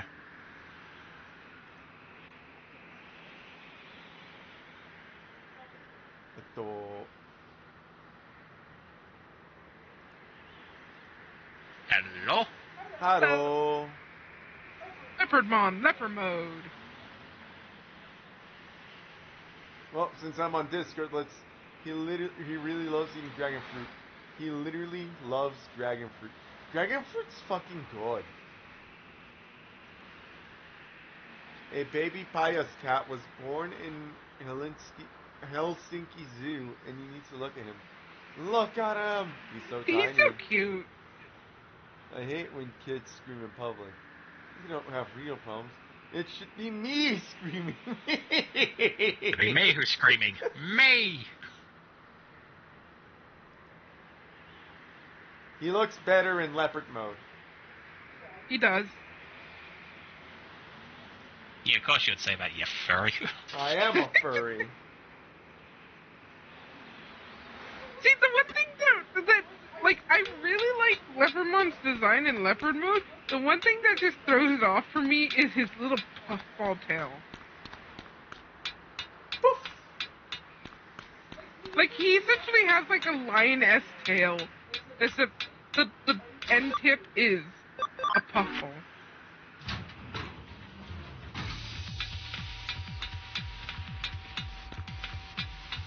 I'm so surprised that you haven't. Did you get the Edamon case? No. I'm surprised I it hasn't popped up? Or does it have to do with the demons? It might have to do with the demons. Like, you're at the end of the game already, and it's not like his story is super major,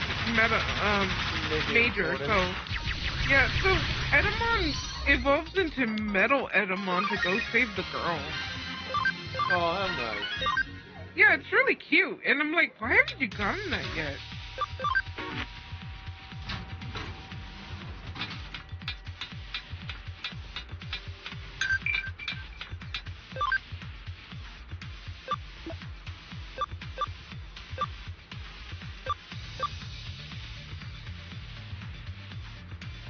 Can you also see why I said that you're probably gonna beat this game, like, This week. soonish? Yeah. Like, honestly, if you played on Monday, and then played today, you would have been done.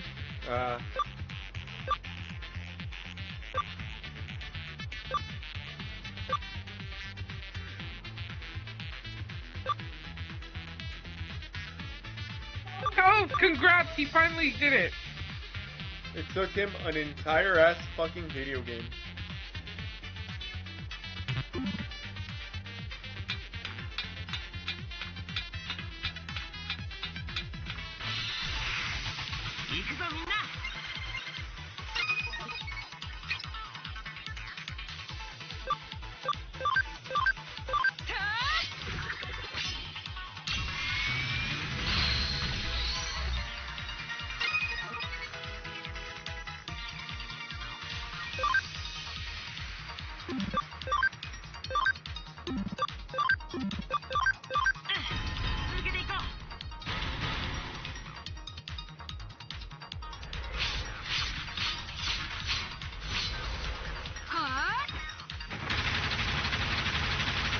Taka, taka, taka, taka, taka, taka.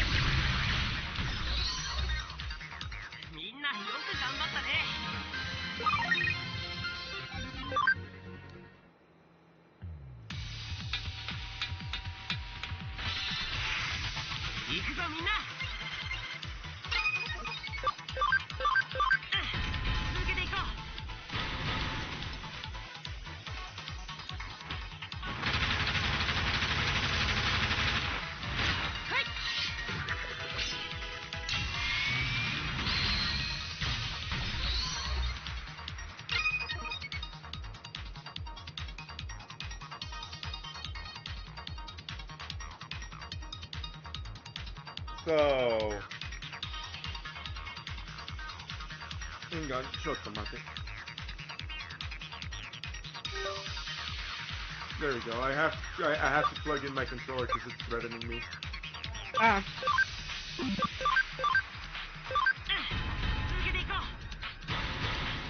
It's saying it's dying.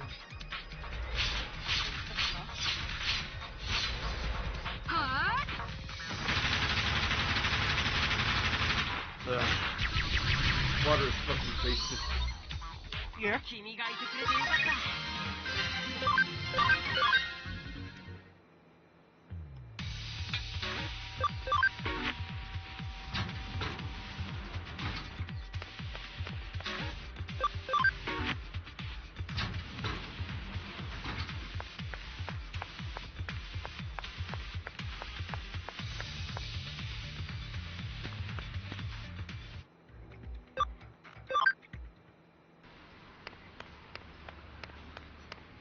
How the fuck did Nakano end up with, like, no Digimon in it?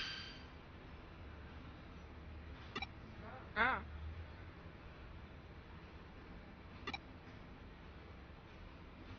I have a scrim. No, that's not it. More like a rough. My brain is running away too fast for my mouth to catch up. I want your Digimon to spar off with my VV. But I can't have it just any old place. It's gotta be somewhere special, you know? Set the right mood for the occasion. Memorable spot of that one.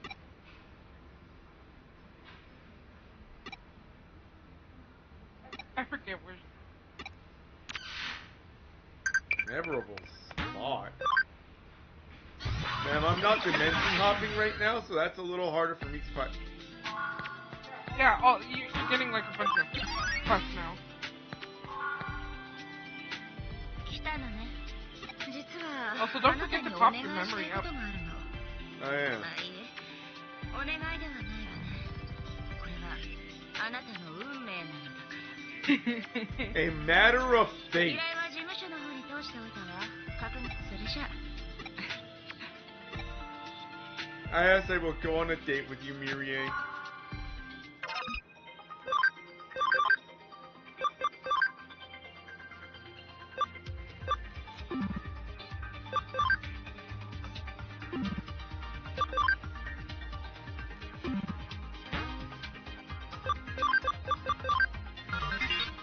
New island. Wait, really? There's 4 islands? Apparently. Expand the band. That's supposed to be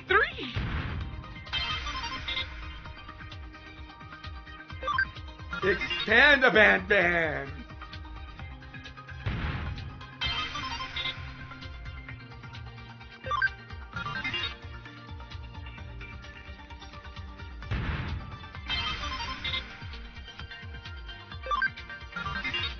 I don't know what you're talking about. There's clearly 4 islands. Always has been.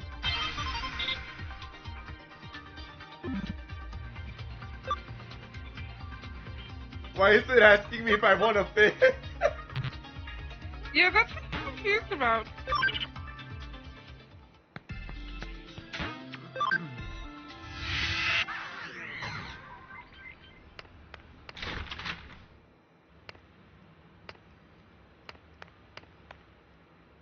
Hi, boss.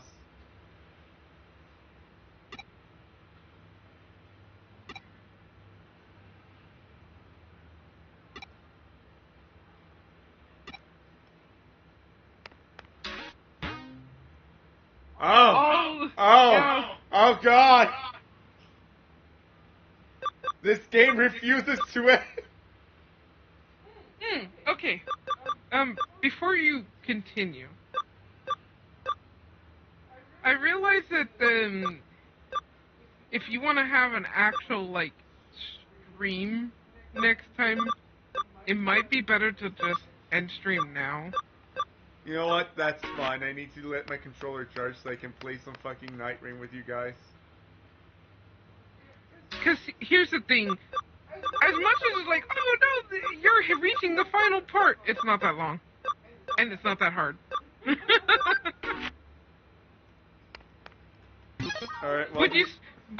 Blue, would you say that the core eater, or the mother eater is hard? Because I don't remember it being hard. Not hard. There's just a lot of parts to it. Yeah, there's a lot of parts, but they're not. They're not Oh, long. no, they're not long. Yeah, so... I think it's like a 3 or 4 stage boss, but each phase is like 5 minutes maybe. Yeah. Yeah, in that case, yeah, I should end the stream here because... So you can at least have like maybe an hour or 2. Yeah, like an hour or 2 next time. Alright. Well, I'll probably be seeing chat on Monday because, we're gonna be helping Uni out on Friday and probably Saturday and Sunday. No Pathfinder. No. That's right. Well, I mean... If we're lucky, maybe we can do tomorrow? It's tomorrow Friday? No, tomorrow's Thursday. But, Blue? Oh, I'm not working tomorrow. Oh, okay. Well, okay, we'll you know what? We'll hash it out with everyone. Yeah. Alright, bye, chat. Bye, chat.